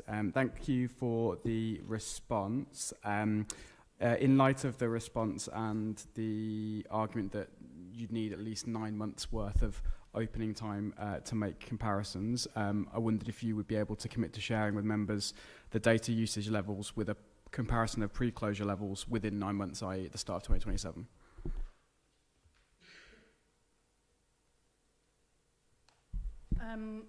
Yes, we can share them in 9 months' time.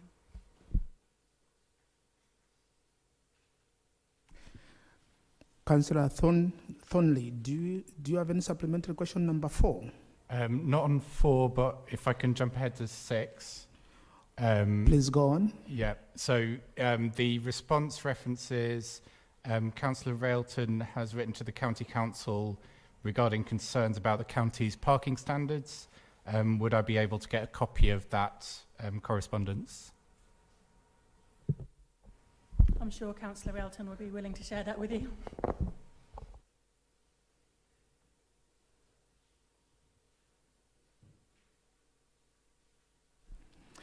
Councillor Stairs, do you have any supplementary question on number 7? Not on 6, but on 7 I do. please go ahead.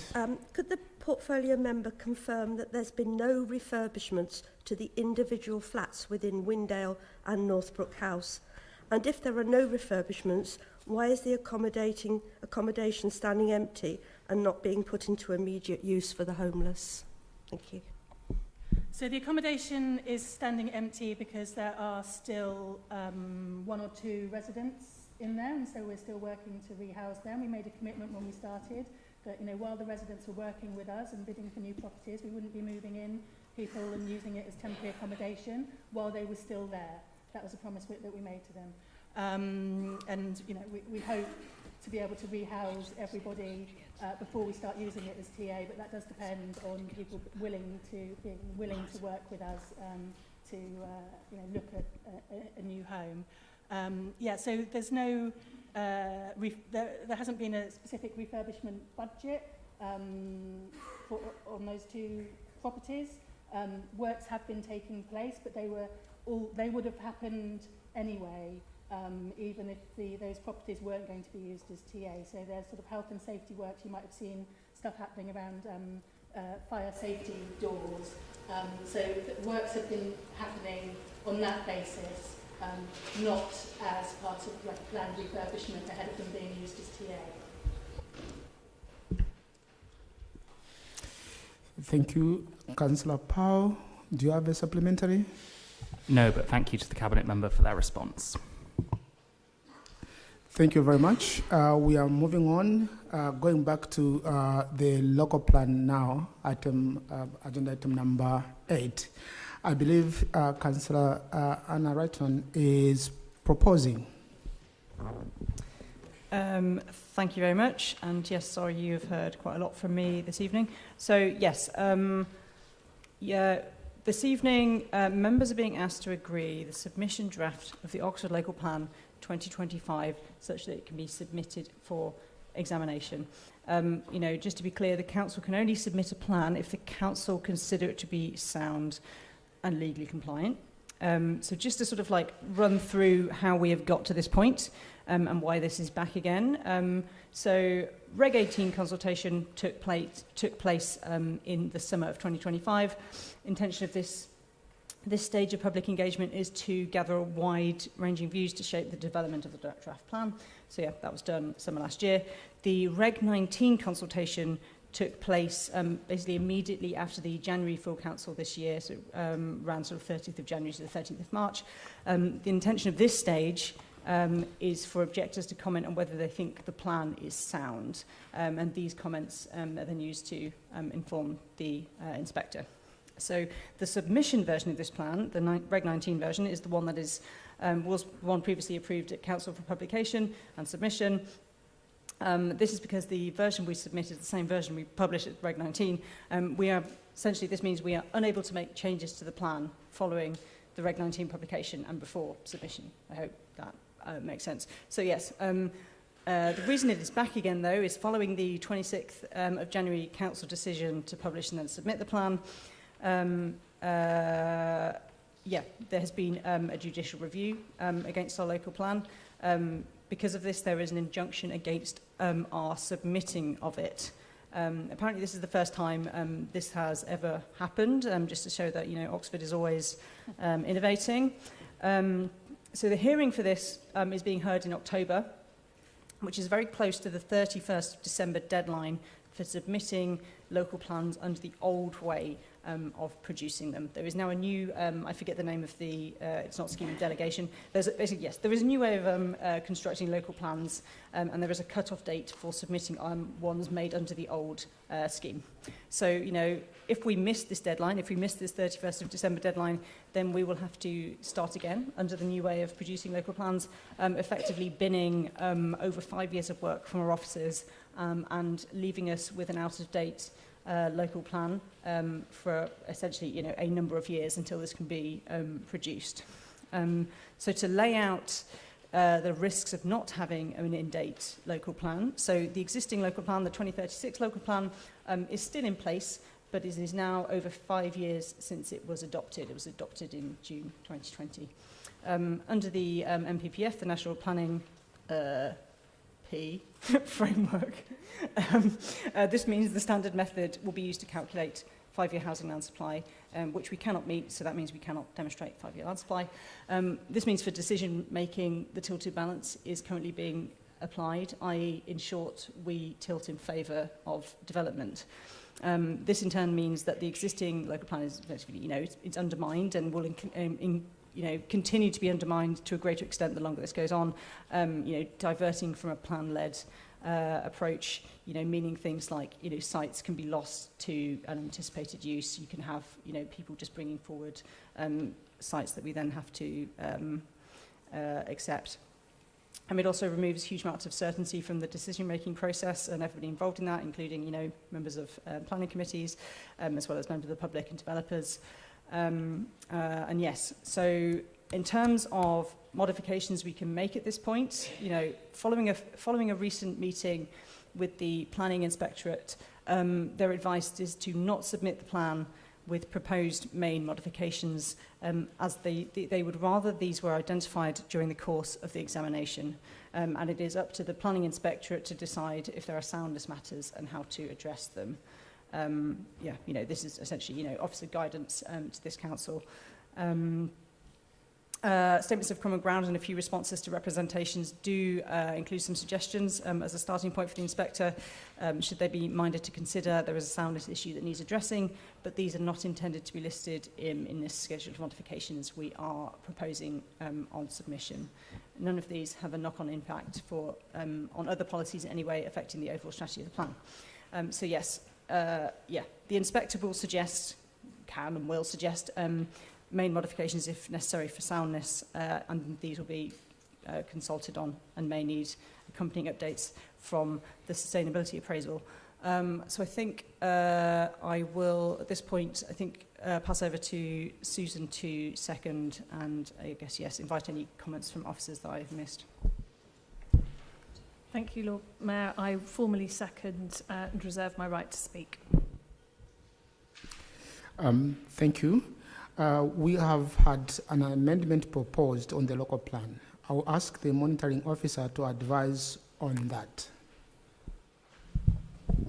Thank you, Lord Mayor. We have a copy of the amendment which we will circulate to members, so if you can just bear with us for a moment and we will share that with you.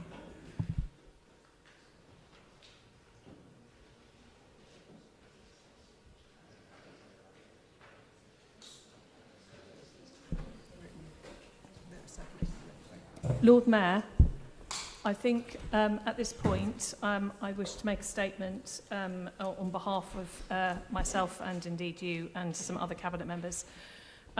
We have today had representations from the claimant's solicitors in relation to the judicial review of the local plan, which suggests that myself and fellow Cabinet members, Councillor Ed Turner, Linda Smith, Choi Monkonge, Louise Upton and Nigel Chapman should not participate on this item this is the amendment I'm talking about, due to our current or historic role as shareholder of the council. This is a matter we have previously taken advice from the monitoring officer from, and which, though raised in the pre-action letter, was not included in the judicial review claim. Our position is that we are able to approach this decision with an open mind. However, the progression of the local plan is crucial if we are to retain control of planning in the City of Oxford, as Anna has just outlined, via proper policy. As such, although we do not consider we are predetermined or conflicted, we will withdraw from the meeting on the amendment which is to be proposed. Thank you. Before you withdraw, I'll propose, obviously, I'm going out as well. Councillor Henwood, I've got something to say.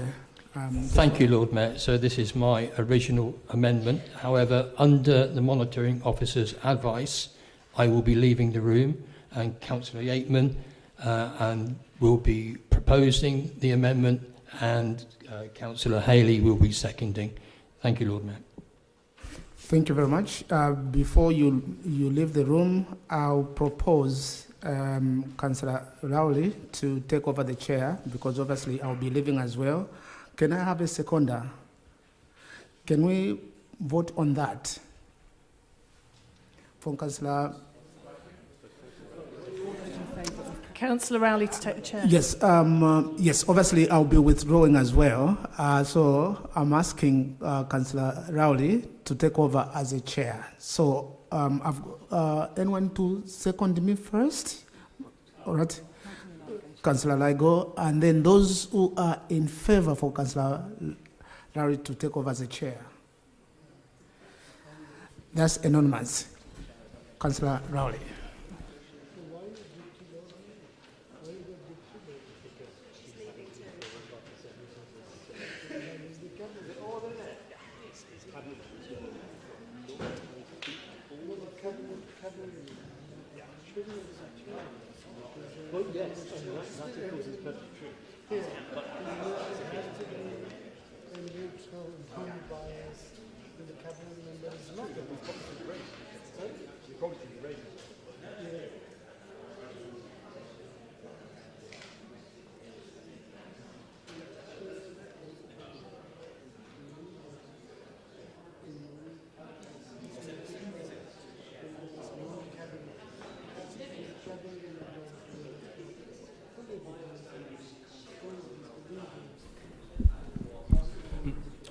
Hello. Well, I'm back. It's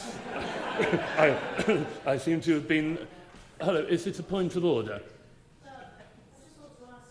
Whether I need to leave the room declaring an interest as I'm part of a group that raised concerns about access to the site, or does that not prejudice me?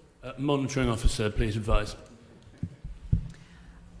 Unfortunately, without seeing what the comments are, etc., I can't give you any really definitive steer. What I would say is you need to consider what was said and how much you were represented, and if you think that a reasonable person will consider that you've got a position on the amendment that's about to be considered, i.e. that you have already expressed a view, then I would suggest and advise that you leave the chamber and don't take part. However, without knowing the details, it's very difficult to give any advice, I'm afraid. Thank you, Emma. And before I bring in the proposer and seconder, I'd like to thank our legal team for the hard work they've done on this at very short notice to make sure that we remain above board. It's certainly not their fault or those of anyone in this room, whatever their view on the local plan or the amendment, that they're working with a legal system like the Vogon spaceships, if anyone is a fan of the Hitchhiker's Guide to the Galaxy, is not so much designed as congealed. Having said that, I shall now call upon Councillor Yatesman to propose the amendment. Thank you, Chair. I ask members to support this simple and sensible amendment. Oxford City Council's housing company, Oxford City Housing Limited, purchased the Meadowline site in Iffley Village together with Memorial Field from Donington Hospital Trust for £4.5 million. At the time, the site was expected to deliver 29 new homes. Today, however, the local plan records this site as delivering precisely 0 homes. So I have to ask, if it's expected to provide no housing, why is it still allocated in the local plan? This amendment does not oppose the local plan. We recognise that Oxford needs an up-to-date local plan, and we do not wish to delay its adoption. Instead, this amendment asks the council to write to the planning inspector at the appropriate stage requesting that this site be removed from the plan because it no longer serves the purpose for which it was allocated. Removing the allocation would also provide certainty for the local community. The Friends of Iffley Village have developed proposals for the Meadow School project using Oxford's last untouched meadow as an educational resource to help improve school attendance, raise educational attainment, and provide outdoor learning opportunities for young people. Supporting this amendment is therefore a practical, common sense decision. It removes a redundant housing allocation that is expected to deliver no homes while allowing a valuable community project to move forward. It is a win-win solution that does not delay the local plan and benefits both the city and the local community. In relation to Reg 19, the Procedure Guide Provision 1.5 expressly covers this situation, where changes are submitted to the examination that have not been consulted on. I therefore urge members to support this amendment. Thank you, Chair. Thank you. And do I see a seconder? Councillor Harley, do you wish to speak now or reserve your right? I reserve my right, thank you. Thank you. Before I open debate, I understand the monitoring officer has some words she would like to give us. Thank you, Councillor Rowley.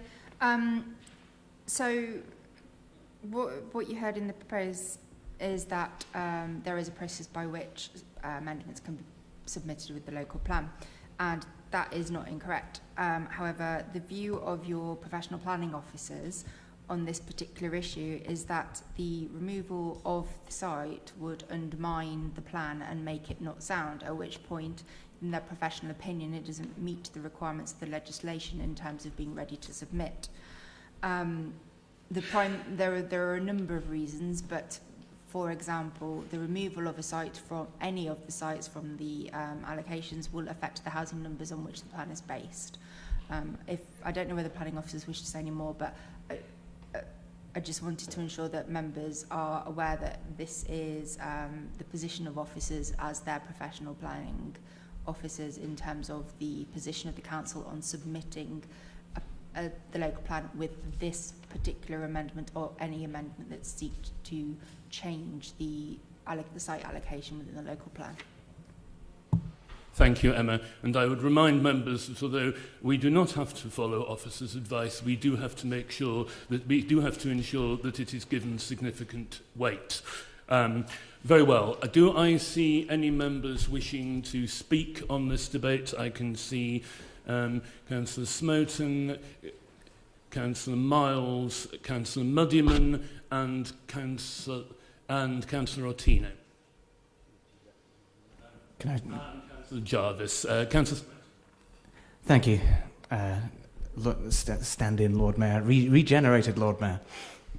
I am minded, I believe, to vote against this amendment, and that is because, having seen the circulated business plan for a meadow school, my view is that both the present and the proposed usage of the site have clear social benefits, and the site policy, as it is proposed, permits both.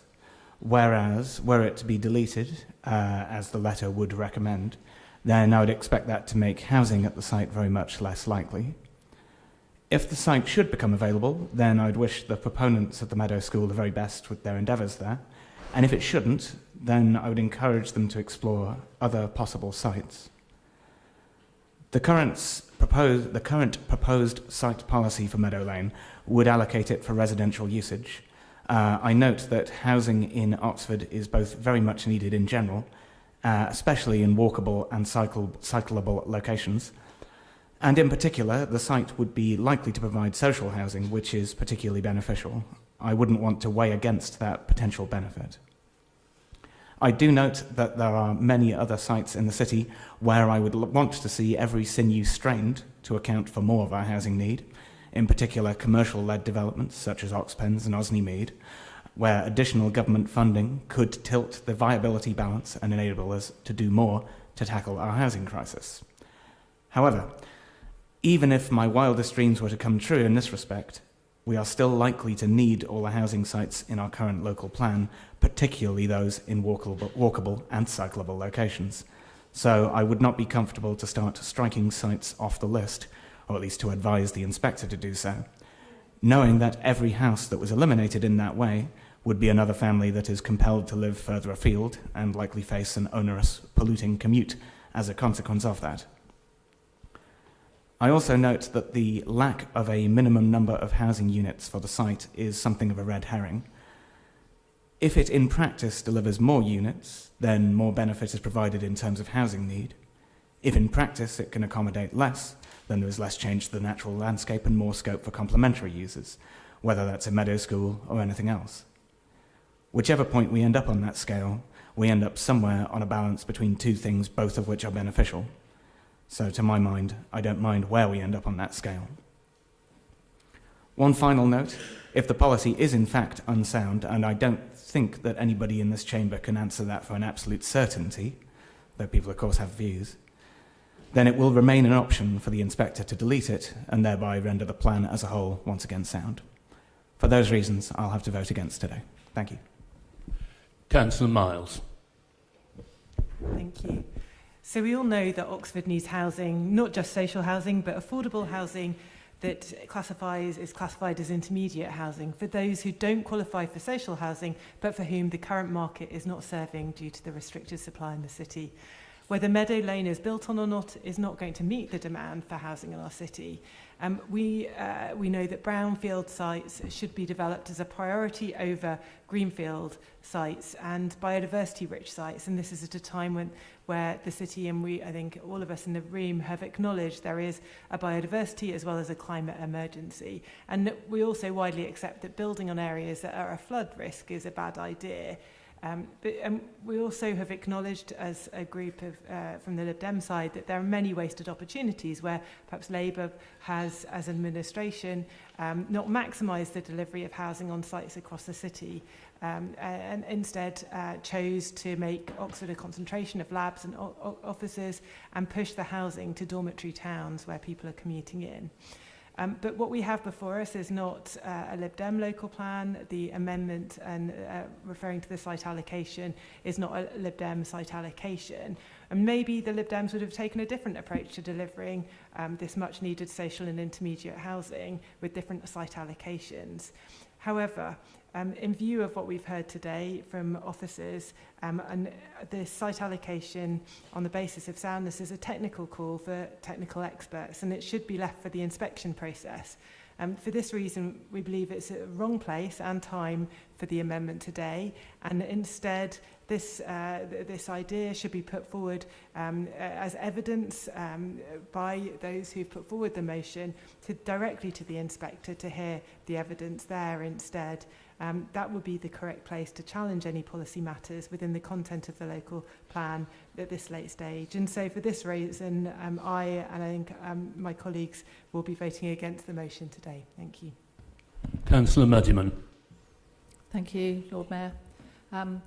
Obviously, there is a desperate need for housing. We all agree on that, and there's evidence to show that in our waiting lists and actually in many of the questions that were referenced earlier this evening.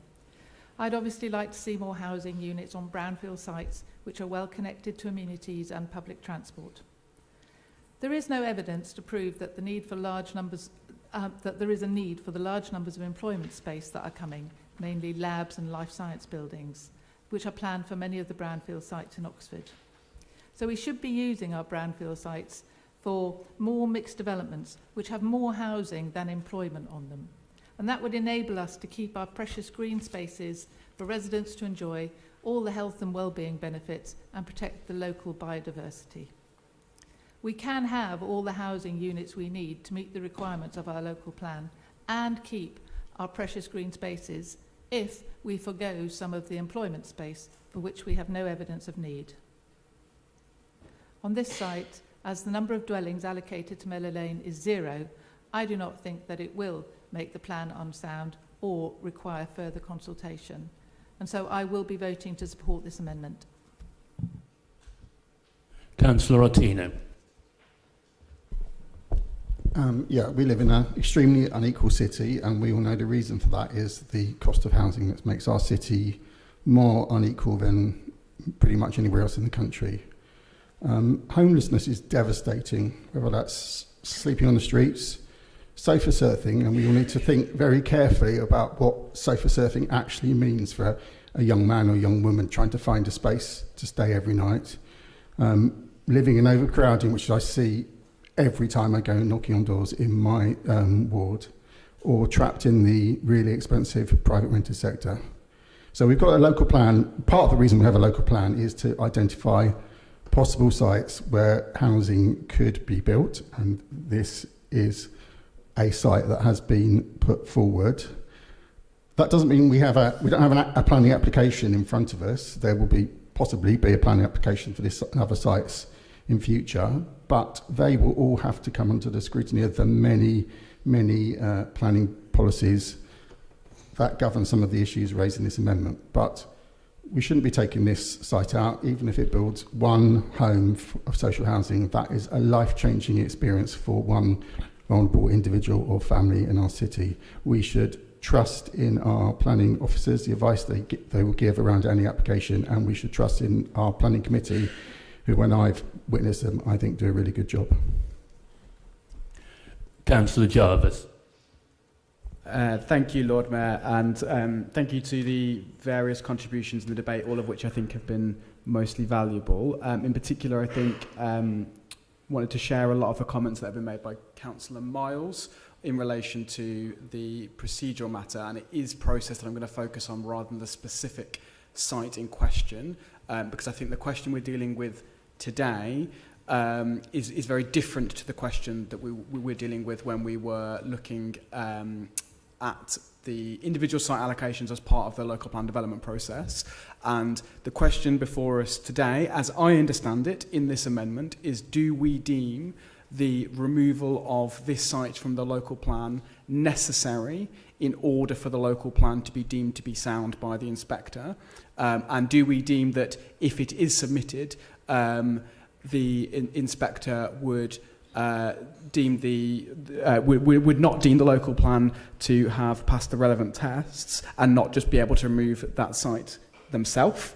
And from the evidence that's in the amendment before me, and from the advice that we've had from officers and the conversation we've had, I don't see that removing this site specifically from the local plan would make the plan sound, and otherwise it would not be sound, and therefore I'm going to be voting against this amendment on that basis. And just to briefly comment, I think this is the second time that the Independent Oxford Alliance has brought an amendment on this specific site, neither of which went through the process that were agreed between group leaders when we were discussing the development of the local plan. And I think it's worth reiterating again that we might be having a very different conversation about this site had the Independent Oxford Alliance chose to engage properly in the process that was agreed collectively between all group leaders in this chamber. Councillor Malik. Thank you, Sitting Lord Mayor, and thanks for jumping into this council chair. I agree with the Councillor Latino. You talk about inequality, etc., but it's thanks to the party who rules us over the last 20, 30 years, gone through many, many local plans. And when you look at the city of Oxford, you know it's not a rocket science. The people who pass these plans, on, especially for Botley Road, look at all those warehouses before the shopping centre, where Councillor Morton says, rightly so, oh, we should build where people can walk and, commute, not commute from outside. Yes, I agree, because that is the failure of this council, whoever was in charge over the year on these local plans, the places like Botley Road and the others. And what we're giving now those brownfield is to all the labs. You had a chance again and again to amend your local plans, where your brownfields are sitting. When they become empty, you do not. Under this administration, again and again, it's been targeted any green space you have. Look at the Bertie Park. Look at the Westland Drives issue. You got your own space sitting the other side of Marston. Earlier, there was a question put by Councillor Robinson saying how the people are getting, these lorries going through the development.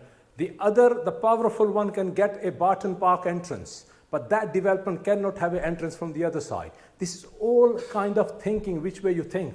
You are responsible to protect these spaces. You cannot sit on the fence and be hypocrite, and one way selling active travel, and you want people to live healthy, plant more trees, and then equally, then taxpayer-funded side, you go and buy the meadow, right, and to change into development. And during COVID, wasting 150 grand in a Broad Street, building up an artificial meadow. You couldn't make it up. You spend money to have an artificial meadow. You really want to build on a, real meadow. So if you guys think through and not give in to these powerful laboratories and everything, and 1 minute, we're told about growth these laboratories are going to bring. Tell me how many residents in Barton going to have a job, you sitting in the chair, Rose Hill, Black Police, Cowley or the other. You bring these people from outside. Our children and the school education system, they're not equipped for those jobs. So we're not going to have any fruit of this growth we're talking about. Our youth will be still wandering around the street because they don't have skills. So I will be voting for this. And please, whatever you think, if you believe in the green spaces and everything, you should vote for this. I think that was a point in debate on the local plan itself, more than on the amendment. But thank you, Councillor Arshad. Thank you. I'm going to be voting against this amendment. We've heard claims that Oxford's priority is simply to build more labs. I disagree. Our priority and has always been to deliver the homes that local people desperately need, alongside supporting a thriving economy. Oxford faces a severe housing crisis. Young people, families and key workers are being priced out of our city. That's why this council has been working hard to bring forward more homes, including affordable homes and social housing. Every site should be properly tested through the independent examination process, and that is the appropriate place to consider ecology, heritage and sustainability, not to remove sites before that evidence has even been presented, independently assessed.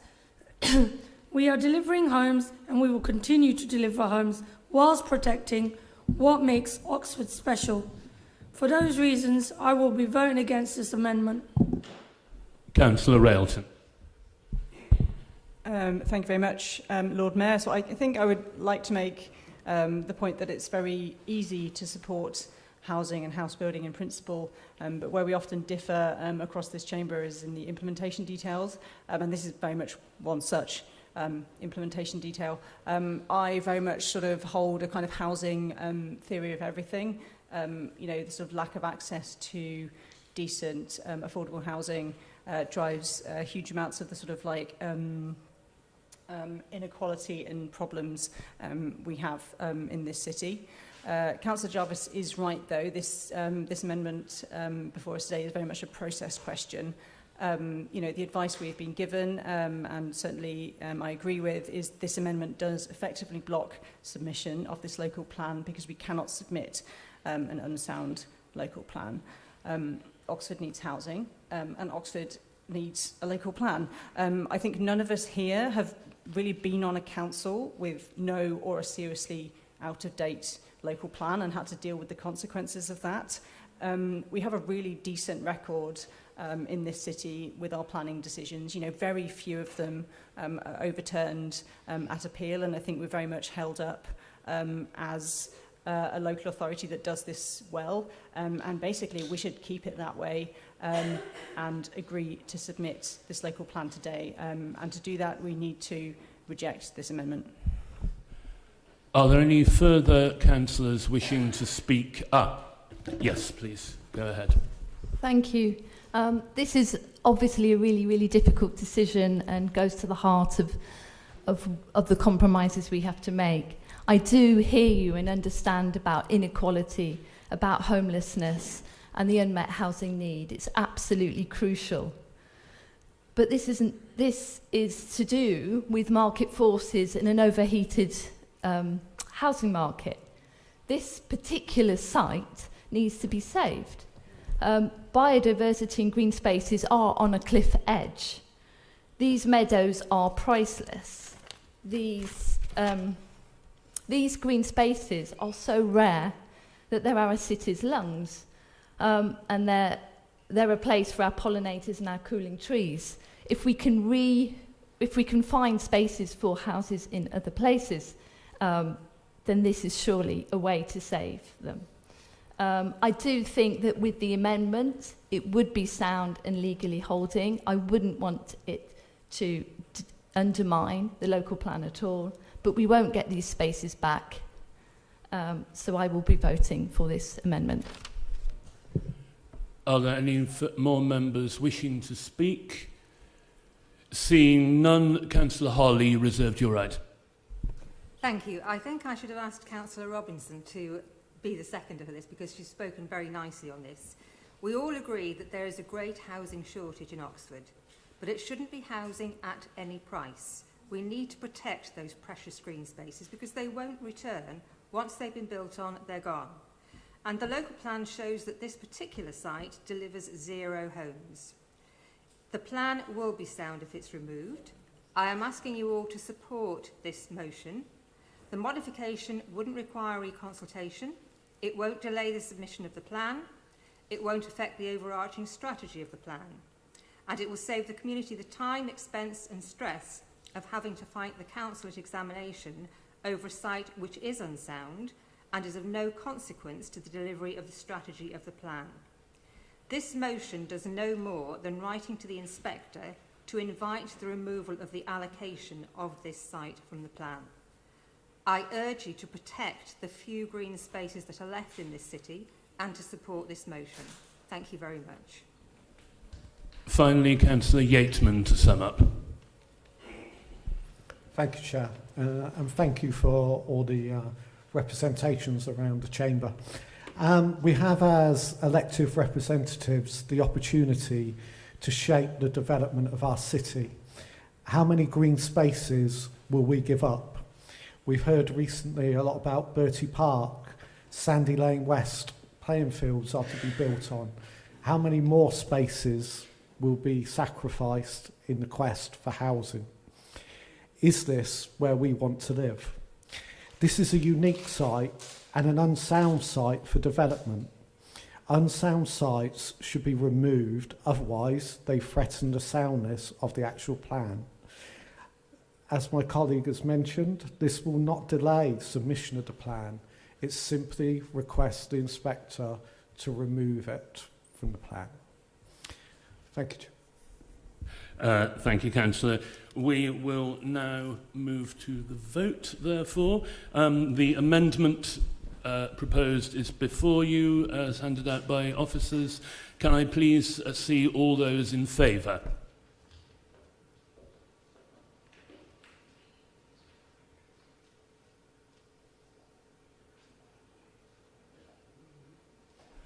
Hands down, please. Can I see all those against?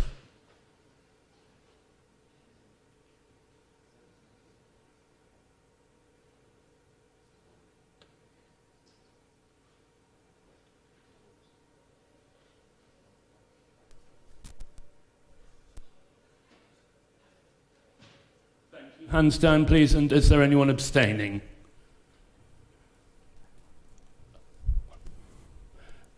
Thanks. Do we have the numbers?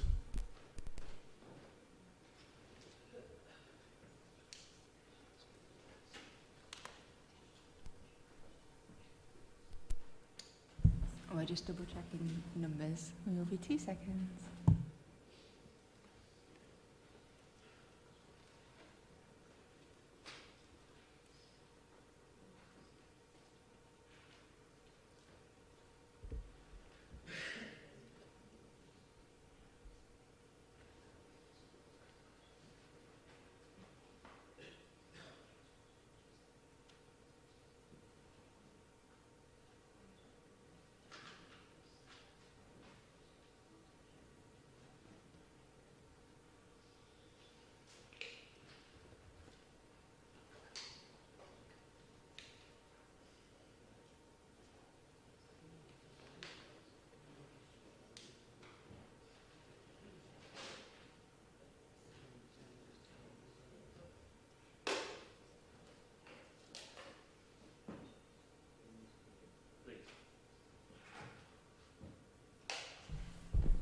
Thank you, Chair. So we had 9 members voting in favour of the amendment, 32 voting against the amendment and 1 abstention.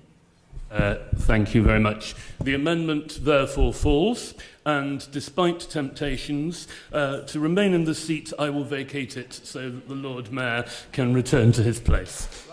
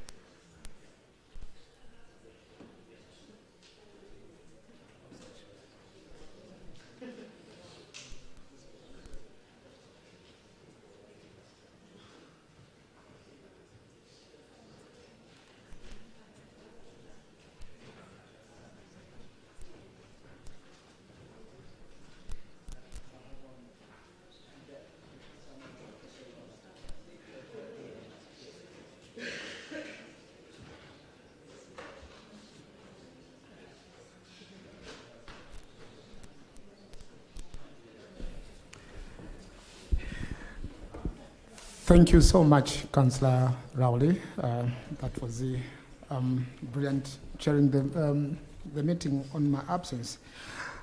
We now take the questions from members on the actual local plan. So can I have those who would want to ask questions or speak?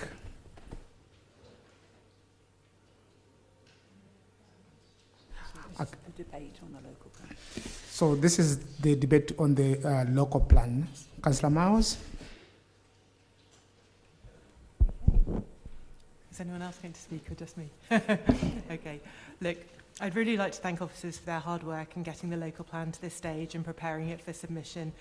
Today we're focusing on the process of submitting the draft plan and authorising the Director of Planning and Regulation to make any minor editorial corrections in the sort of supplement that accompanies it. It's about procedural matters, not reopening old debates and wounds as well on policy content. As I said in the earlier motion just discussed, the draft local plan before you is not a Lib Dem local plan. A Lib Dem local plan would have more homes, more social housing, more intermediate housing, houses for teachers and nurses. A Lib Dem local plan would have perhaps higher buildings, sort of gentle density at a higher gradient than we have at the moment, more sustainable buildings, easier processes for climate change mitigation and adaptation, retrofit measures as public benefit in conservation areas and on heritage buildings, and higher quality architecture in the public realm. It would also be more explicit in its commitment to be a child-friendly city in the planning, in planning terminology. It would have a different balance between transient student housing and mixed housing for local residents, and it would promote more co-housing and self-builds. But there are things in here that are improvements to the existing local plan, and as such greater recognition, for instance, of some of the local centres. I know some of our colleagues sitting next to us have campaigned for. There are various things, I'm sure Labour will talk to the excellent points that they claim that are the benefits of the local plan later.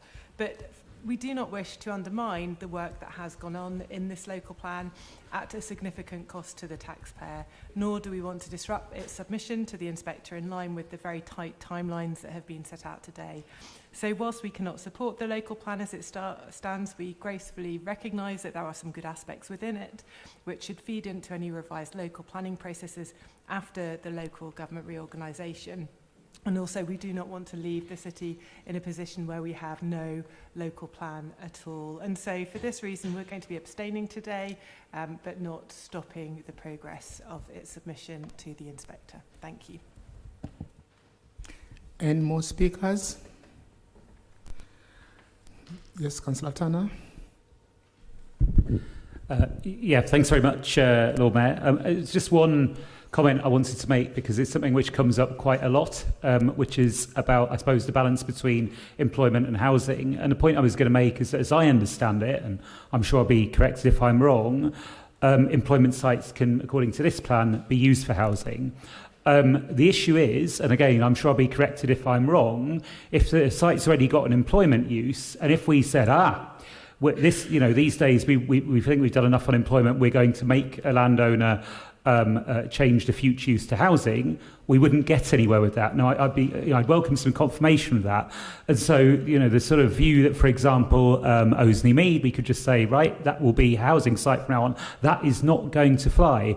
There's an additional issue, as I understand it, about floodplain there and what you can and can't do in the floodplain, as I understand it. And I also understand it that there may be some mitigations people may try and bring forward some housing. There may well be issues around the viability of certain sites as well. But at core, where you've got an employment land use, as I understand it, you simply can't require that change just a flick of the switch. That's not how the process works.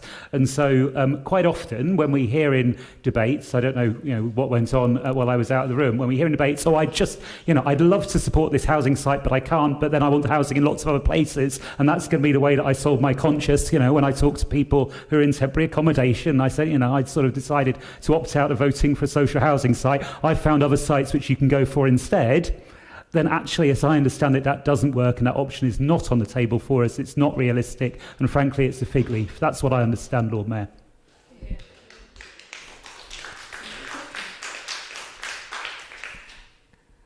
Councillor Smith.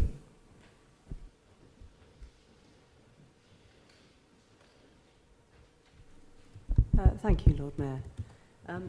Yes, I take on board what Councillor Turner has just said, but I understand, I hope I am right, that if we actually own the property, if it's a property at the moment that we own, and it has a use for, shall we say, retail, at the moment we can actually change it and say, right, we'd like to have some... Sorry? I'm sorry, I'm being interrupted, Lord Mayor. Should I stop speaking? No, just carry on. Thank you.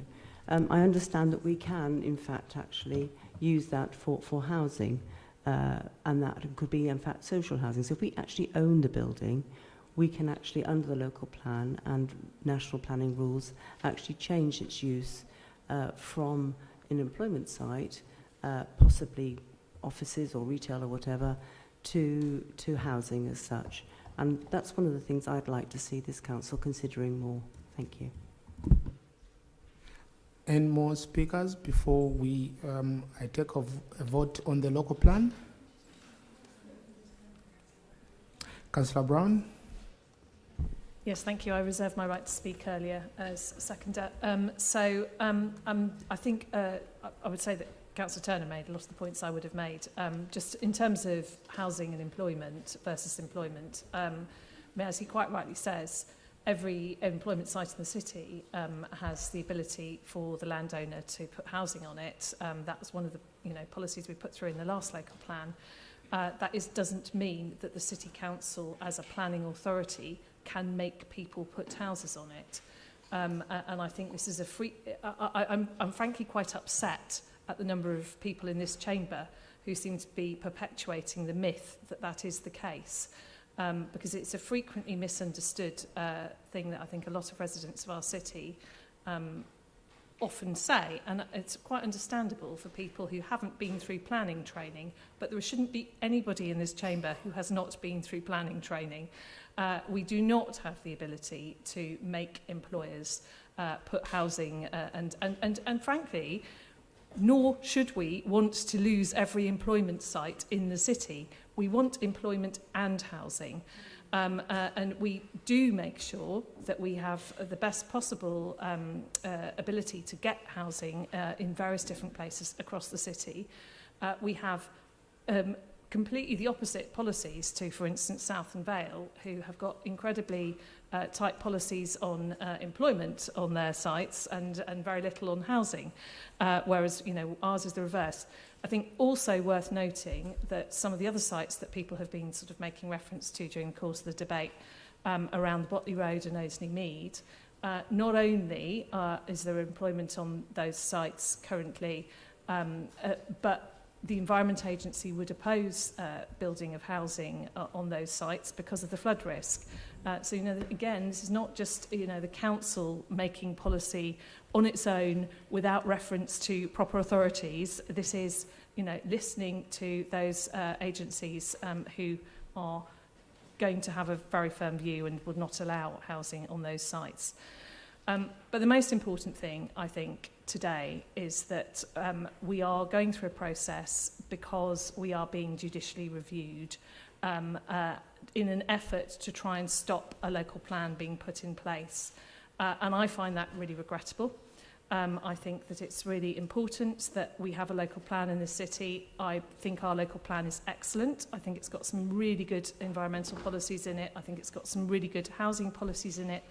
And if this local plan fails to get through the process, and I'm sure there might be some changes as a result of the inspectors' hearings, but if it fails to get through the process, as Anna quite rightly said earlier, we will have a very different experience as a local planning authority when making planning decisions, because we will not have any freedom whatsoever to turn down developers, and we will be in a position that many councils across the country have found themselves in without a 5-year land supply, and it's not a great position to be in, and it certainly is not in the interests of local residents.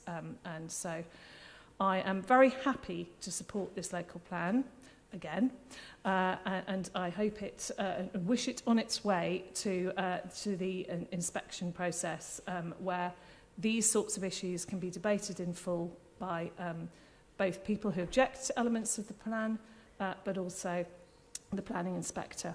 Thank you. Thank you, Councillor Brown. I'll now put the recommendation of the local plan to the vote. So all those in favour?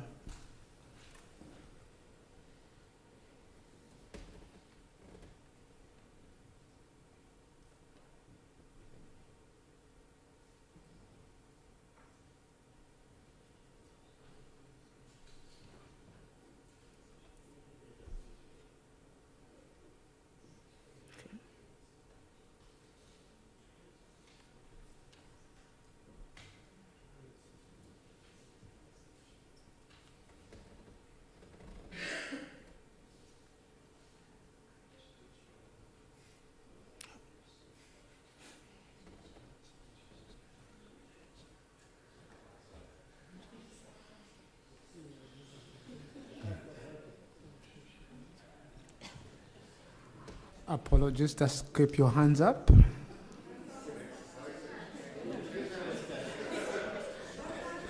Not two hands, please, just one. Okay, that's fine. Thank you, councillors. Thank you, councillors. Those against? Those abstaining?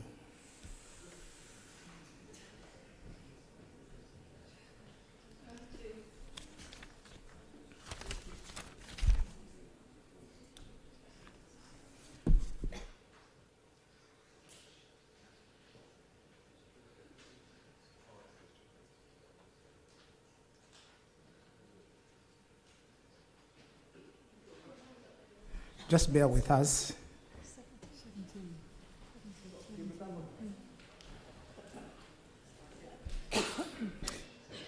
Thank you. So the recommendation is carried.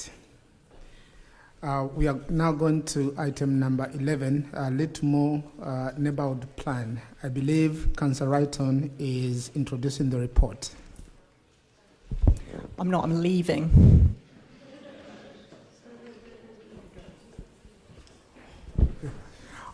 All right. Okay. Yes. All right.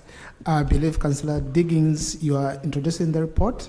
No, No? I'm sorry. I'm just, for full transparency, the report mentions my place of employment a number of times, but as I'm a history teacher and also have little bearing on any of the decisions, I am going to stay, and I've discussed this with the monitoring officer.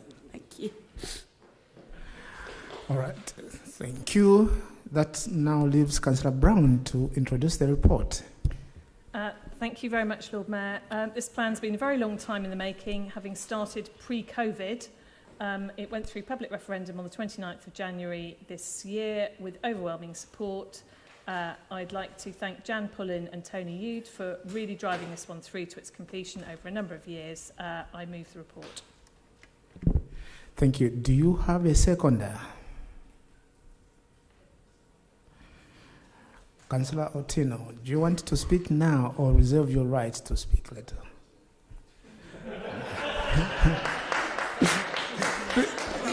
Thank you. I now call upon any members to speak on this report. No? All right. In that case, I put the recommendation to the vote. So, all those in favour?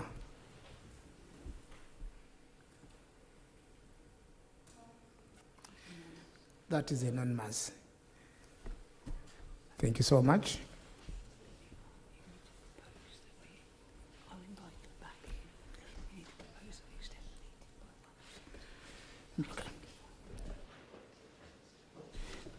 Just bear with me. We're just calling the councillors to come back in the room.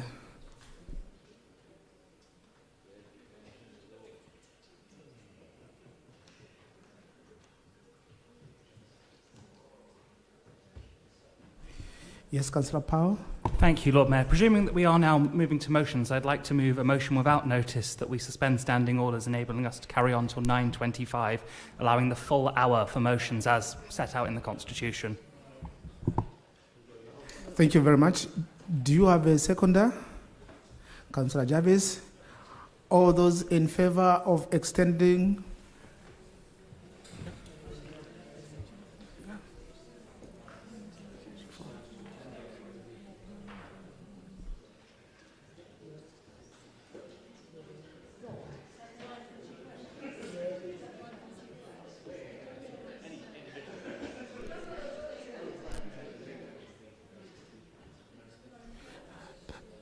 those against?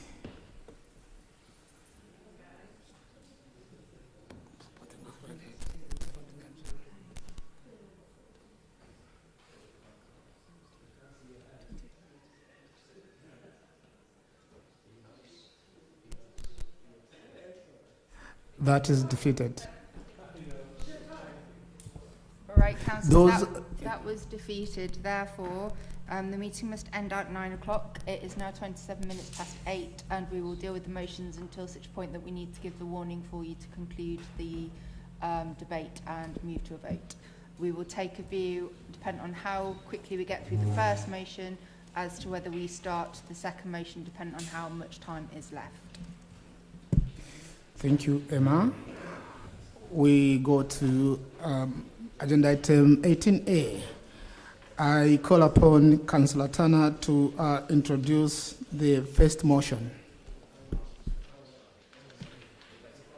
Yeah, thanks very much, Lord Mayor. I'll try and be succinct. I'd also note that I have, and I hope it's been circulated, I look to officers, an amendment, here we go.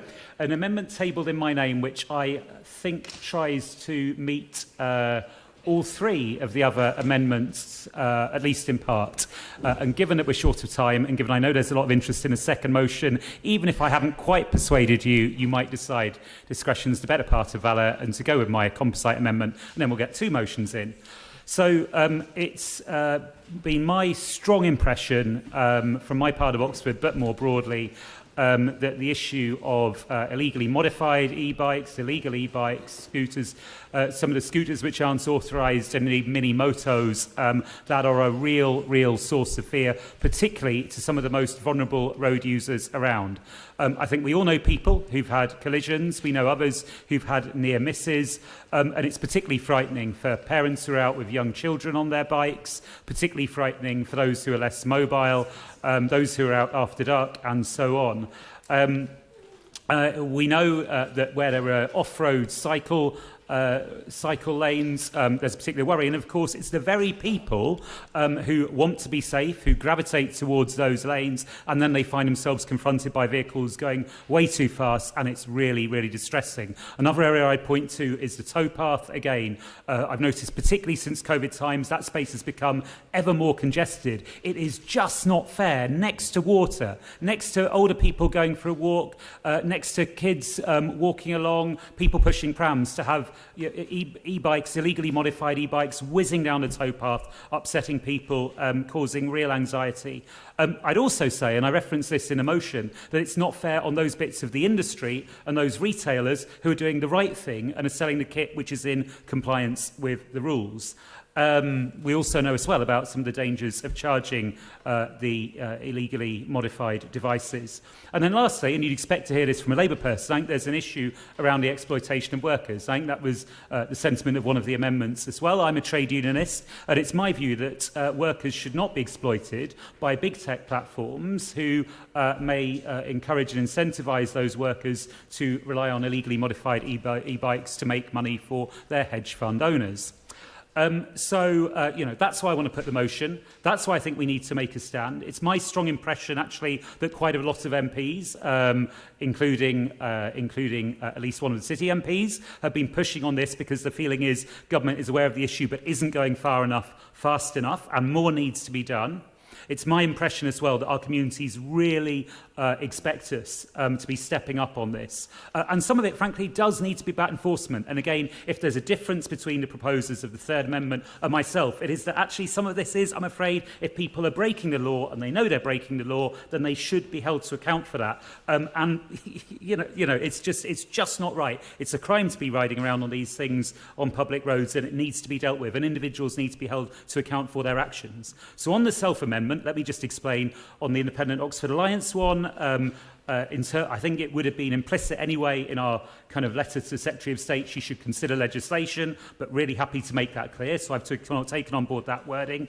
I gave some examples of places where it's dangerous to be using an illegally modified e-bike. The IOA then added some other places in as well. I thought rather than trying to be exhausted, I mean, clearly you shouldn't be riding one around on a kid's playground. That wasn't in my original list. So I thought rather than giving examples, let's just be generic. Councillor If it's illegal, Turner, you you shouldn't do have it. to wrap up. Yeah, great. So I was listening for that bell and it never came. Briefly, the Lib Dem one decision on e-scooters is overdue, but I didn't want to go on a completely different territory endorsing a particular outcome there. Instead, we're saying force the pace on a decision because that's overdue. So that's to be helpful. Then with the Green one, I said that I think we want to focus on public safety and platforms. You might involve other agencies as well. So I hope that does the job, Lord Mayor. Time is over. I believe Councillor Wrighton is seconding. Yeah, I reserve my right. I'll do it later. Thank you very much. Yes. No, not on the amended one. So we take the amendment first. Yes. I believe Councillor Henold is putting the amendment. Are you withdrawing or going ahead with your amendment? Yes, we are. Thank you. All right, that's your time now. Thank you, Lord Mayor. So the devil is in the detail. So we were very happy to see the original motion identify specific areas within the city that should be enforced. What we want to do is make sure and include council-run parks, sports fields and playing grounds and recreation grounds. We would like to see these included and enforcement also encouraged as well. So we're grateful for Councillor Turner including our proviso to write to the Secretary of State to review whether existing legislation provides sufficient powers to prevent the manufacture, import, sale or advertising of products intended to unlawfully modify electrically assisted pedal cycles. It's not just illegal cycles, it is electric bikes that can be modified as well. And bring forward further legislation if necessary. So it's a detail about the City Council or council-run parks, we standing up to that responsibility and enforcing actions within our own environments. Thank you, Lord Mayor. Do you have a seconder? Councillor Haley, do you want to speak now or reserve your rights? I reserve my right, thank you. Thank you. I now open for members to debate. I can see Councillor Otieno. Asking because I don't actually see where there is a copy of this amendment. Can we have copies of this amendment?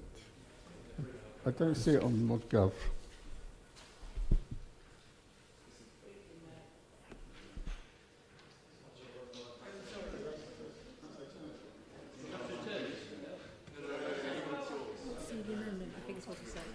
Okay.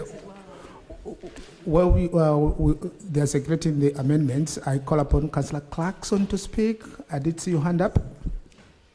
Thank you, Lord Mayor. Yeah, I have to say that complaints about illegally modified e-bikes form one of the biggest source of complaints in Marston because we've got the very well-loved and very well-used Marston cycle path from the city centre.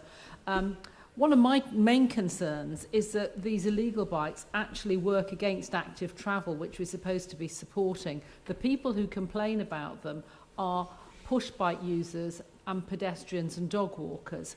So we need to... Sorry, Councillor Clarkson, can I just check? You are speaking on the amendments. Oh, sorry. Yeah. No, okay, sorry. Take that back. I'll have another go later. Thank you very much. Sorry. I need speakers for the amendments. Councillor Smorton and Councillor Mouse.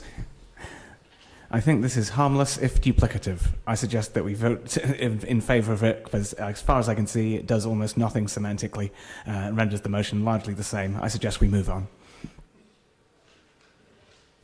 Councillor Brown.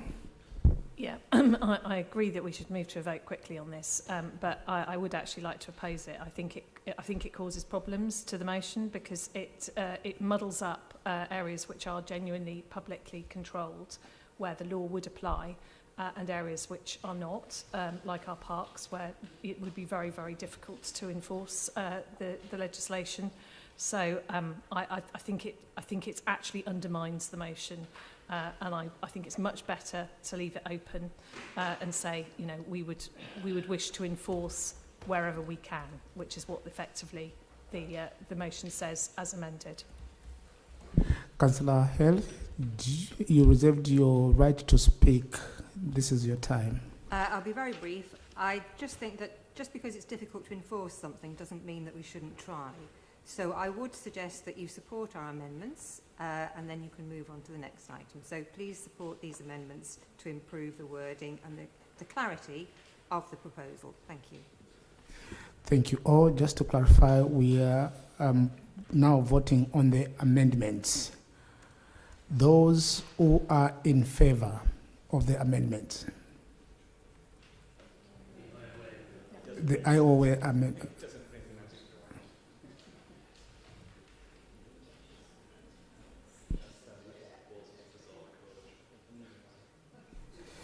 Those against?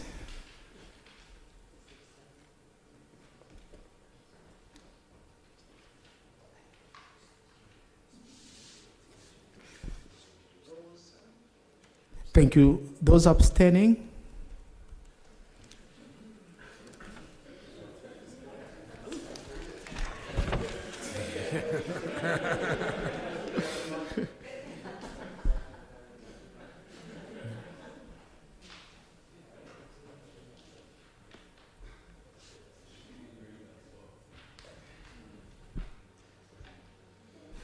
Thank you all. So the amendment has failed. We move on to the Lib Dem amendments. I believe Councillor Smorton is introducing his amendment. Thank you, Lord Mayor. I decline to move.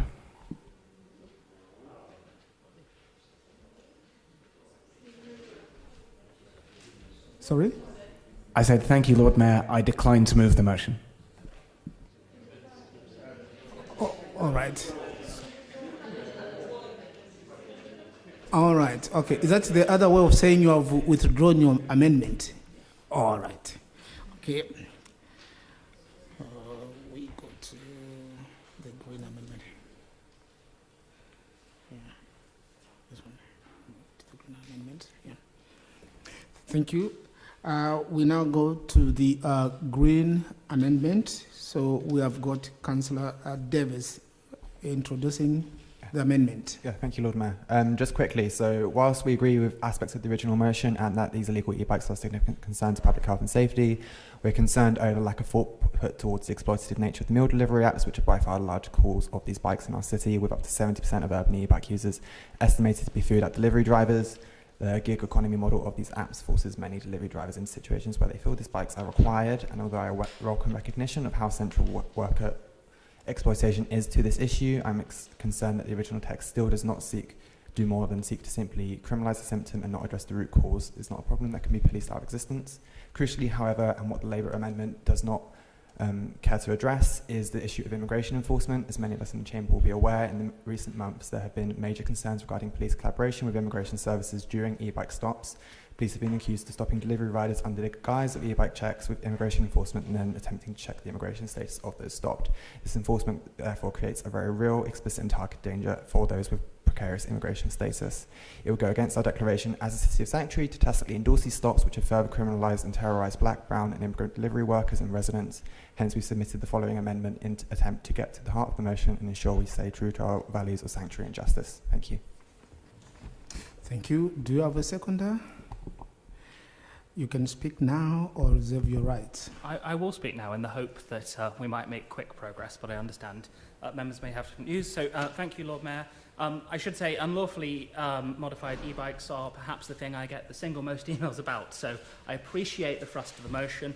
In simple terms, I feel unable to vote for a motion that doesn't condemn the collaboration with immigration enforcement from Thames Valley Police. This is activity that disrupts our communities, and we should hold ourselves as a council to a higher standard. So, in simple terms, if we pass the amendment and take out or recognise the problematic collaboration with immigration enforcement, I'd be delighted to vote for this. If we don't do that, I can't bring myself to vote for it, and I recognise that there may be many other people in the chamber who feel similarly. So that is what the amendment is seeking to do.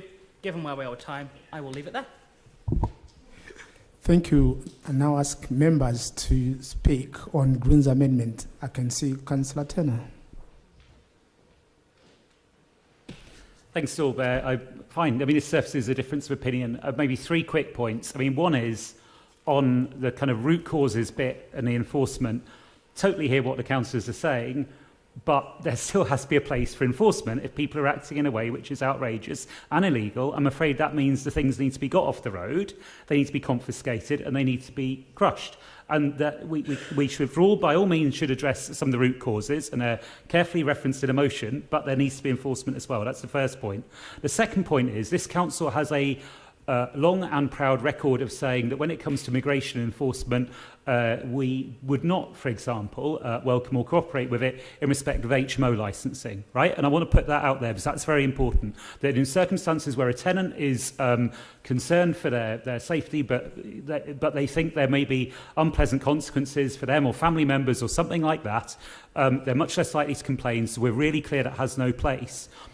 To me, there is a difficult issue here because some of the enforcement activity may be, for example, from the new Fair Work Agency, and it's precisely by doing this sort of thing that we can hold the platforms to account. And if the platforms are relying on exploiting people and putting them in a position when they shouldn't be working, and then it's the platforms that are really making the money, let's be clear about that, not the vulnerable people, then there could be a place for some of the enforcement. What our motion says, though, now is the public safety should be front and centre. But if we're just serious about holding some of these ghastly gig economy models to account, then there should be another aspect to it as well. So those are the 3 points I wanted to make. I respect there's a difference of opinion. I'm not sure we're that far apart. Thank you. Councillor Miles, did I see your hands up? Yes. Okay. I think we're bringing multiple issues, too many issues, dealing with them all in this one motion when this is around sort of the illegal modification of e-bikes.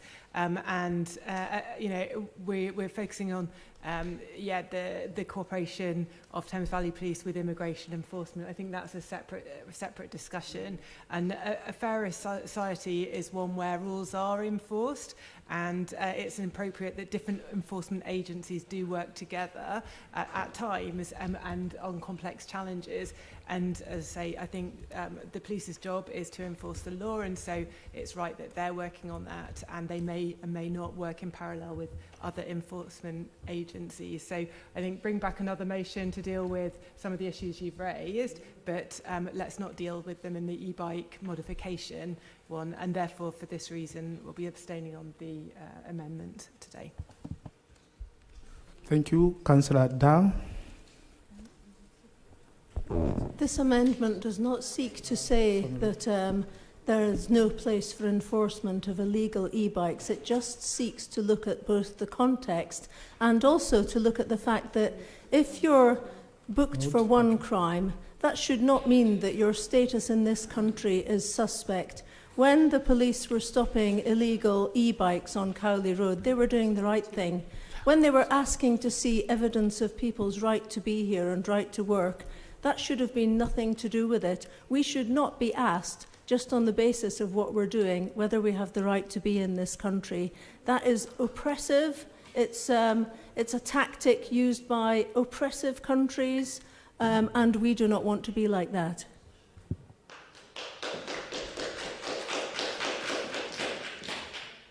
Councillor Wrighton. Thank you very much, Lord Mayor. So, yeah, there are like real sort of lowercase l labour issues here. It is widely known for many years that delivery app accounts are often rented out to people who have no legal right to work in the UK. If you did have legal right to work in the UK, you could have one of these accounts.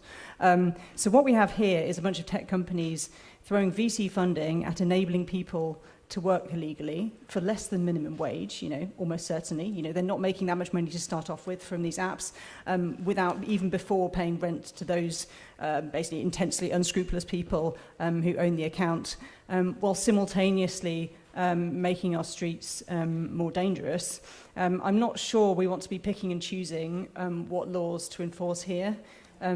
The illegal vehicles are illegal for a reason, as are rules about right to work in the UK, because, you know, what you end up with, if you ignore those, is literally what we have here. We have a bunch of exploited workers acting dangerously, you know, with, yeah, you know, no regard for public safety or the fact that these people genuinely are being exploited. So, yes, I will be voting against the amendment for that reason. Councillor Malik. Thank you. I'll take you back a few years now. We used to have a licensing officer called Bill Scott when he was doing taxi, and just what Councillor Dahl just said, he came out with the police, with the immigration officer and a taxman. And they used to do a randomly check. And in my point of view, that time it was rightly so, because A, if you are earning, you must be paying your tax, contribute to the tax system, if you are legally working. So we never raise the eyebrow and saying this is racist or this is something else going on, they're taking us. This is how the law works nowadays. And if you ask me now, well, City Council does very good on the licensing, because we as a taxi driver have to provide a tax code. So make sure you paying the taxes, you're on the system. So I don't think so this has to do with the immigration or the targeting particular hardworking people, etc. Is the industry the basically culprit here, who putting pressure on those people to have those motorbikes modified and go faster, those e-bikes or whatever you want to call them, because they want to earn more money. They've probably been earn less. So they are big companies. I don't want to name them, but everybody knows their logos and everything. So I don't think so it is to do with anything with the immigration. It is about the law. On the other side, what I see when I drive around, I see a great work by the Thames Valley Police. It's obviously subject to when they have the people on the weekend, if you see, they not just only stop the e-bikes, they're also stopping the moped guys as well, who are speeding, rushing around, weaving in and out. So I think they're doing their job, but it's still more for them to do. Thank you. Can I just remind the councillors to just be a little bit quickly when talking, because we're obviously running out to debate on the main motion. Councillor Otino. Yeah, I mean, I agree. I think this is conflating two issues, and I'm slightly worried that somebody reading this might be thinking that we're suggesting that the only people riding illegal bikes are people that are migrants. So I don't want us to be doing that. We want the police to enforce on illegal use of these bikes and scooters. And if we hear that the police are only targeting people of certain skin colour, then that's another motion that needs to come forward to this council, and we can object to that. But I don't think we should conflate the two of them. Thanks for that brief. Councillor Thornley.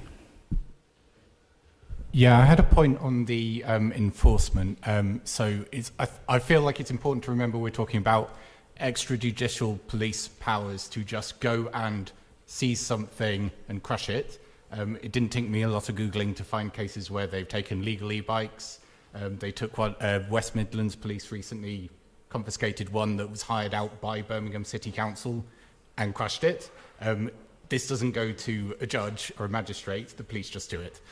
So I just wanted to make that point when we're talking about enforcement, to distinguish between the legal process and when we're just asking the police to go and, just take their powers and maximally use them. Thank you for that brief. Councillor Henwood. Thank you very much, Lord Mayor. So I am struggling with the immigration aspect of the Green motion. I was actually praying today that the Greens would come up with a question of provenance. Where did the lithium come from? Where does the cobalt come from? Are these products ethically mined? Can we use that as a mechanism to curb some of the illegal use of these e-bikes coming into the country? I will be abstaining on the Green motion, but I will be voting for the Labour motion. Thank you very much. Councillor Job, you have to be really quick. I'll be really quick. I wholeheartedly endorse the points made by Councillor Railton and Councillor Turner, particularly with regard to the forthcoming Fair Work Agency's remit in ensuring that right to work checks are carried out. It's an open secret that the companies in question rely on illegal immigrant labour and heavily rely on the illegal e-bikes that we see whizzing around the city all day. I'd also like to make the point that there is nothing inherently immoral about immigration enforcement. It is part and parcel of living in a civilised society. If we are not enforcing the law consistently, we cannot have a hope in hell to achieve anything. I'm particularly disappointed by the fact that the Green Amendment couches or describes immigration enforcement in terms of being harmful to the community, harmful to cohesion, harmful to public trust.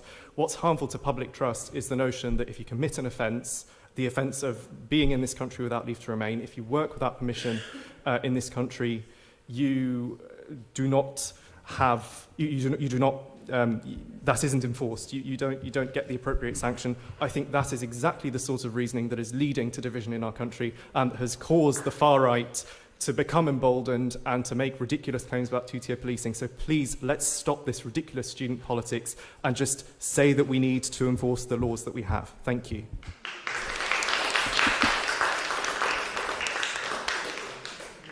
Now, the last speaker, Councillor Stairs.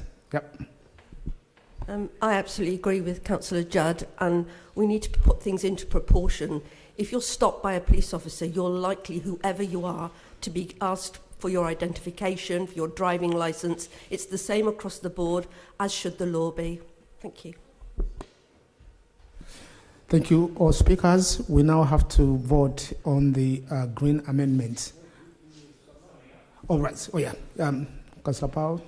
Councillor Davis, sorry. Yeah, I just wanted to clarify a few things. So the reason this is relevant is because we're being asked to endorse and celebrate these stops, which is including immigration enforcement, and so that is why it's relevant to this motion and why it's relevant to this topic.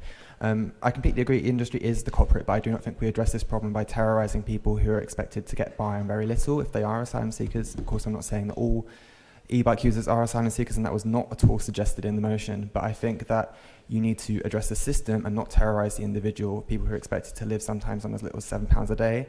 These people are exploited, absolutely, but they should be given the right to work. And the answer is not to criminalise the individual and make them fear for their well-being, their families and their livelihoods. Thank you.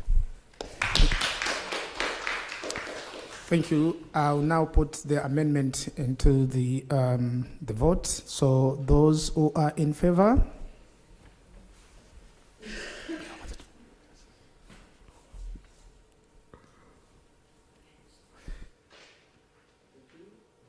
Those against?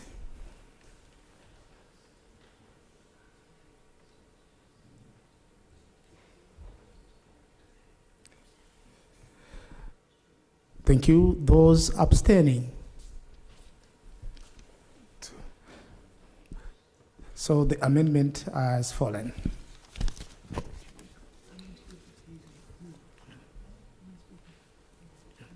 Really nice time for any speakers. Thank you very much. We don't have time for any speakers on the substantive motion, but we call Anna to Councillor Wrighton to speak, because obviously she did reserve her right to speak. Thank you very much, Lord Mayor. I will keep it very brief. So I've maintained for a few years now that this is probably the one transport issue in the city where there's more or less unanimous agreement, actually. And I think most residents in this city can tell you a story about a near miss with one of these riders. I'm not sure anybody in this city signed up to have, essentially, a bunch of young men, it is almost exclusively young men, piling up on Carfax and elsewhere in the city centre, some of them wearing balaclavas, in July, in Oxford, that and their behaviour when riding does make a lot of residents in this city feel pretty unsafe. And nobody asked any of us if that's ever what we wanted, right? I mean, it's also not yet mentioned that these IFI units also cause fires and almost certainly caused a house fire in Lismore recently, and that undermines wider, legal e-bike adoption, which is a real net positive for lots of people. So yes, I really strongly support greater and more wider reaching enforcement here. We need to get these bikes off the street and crushed.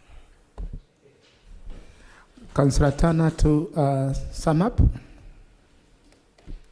It's all been said, Lord Mayor. Thank you. I'll now put the motion into the vote. So all those in favor?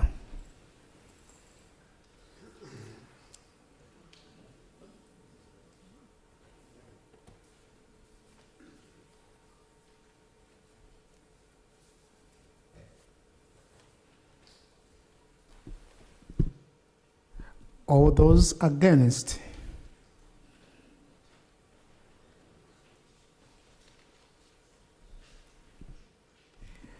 All those abstaining?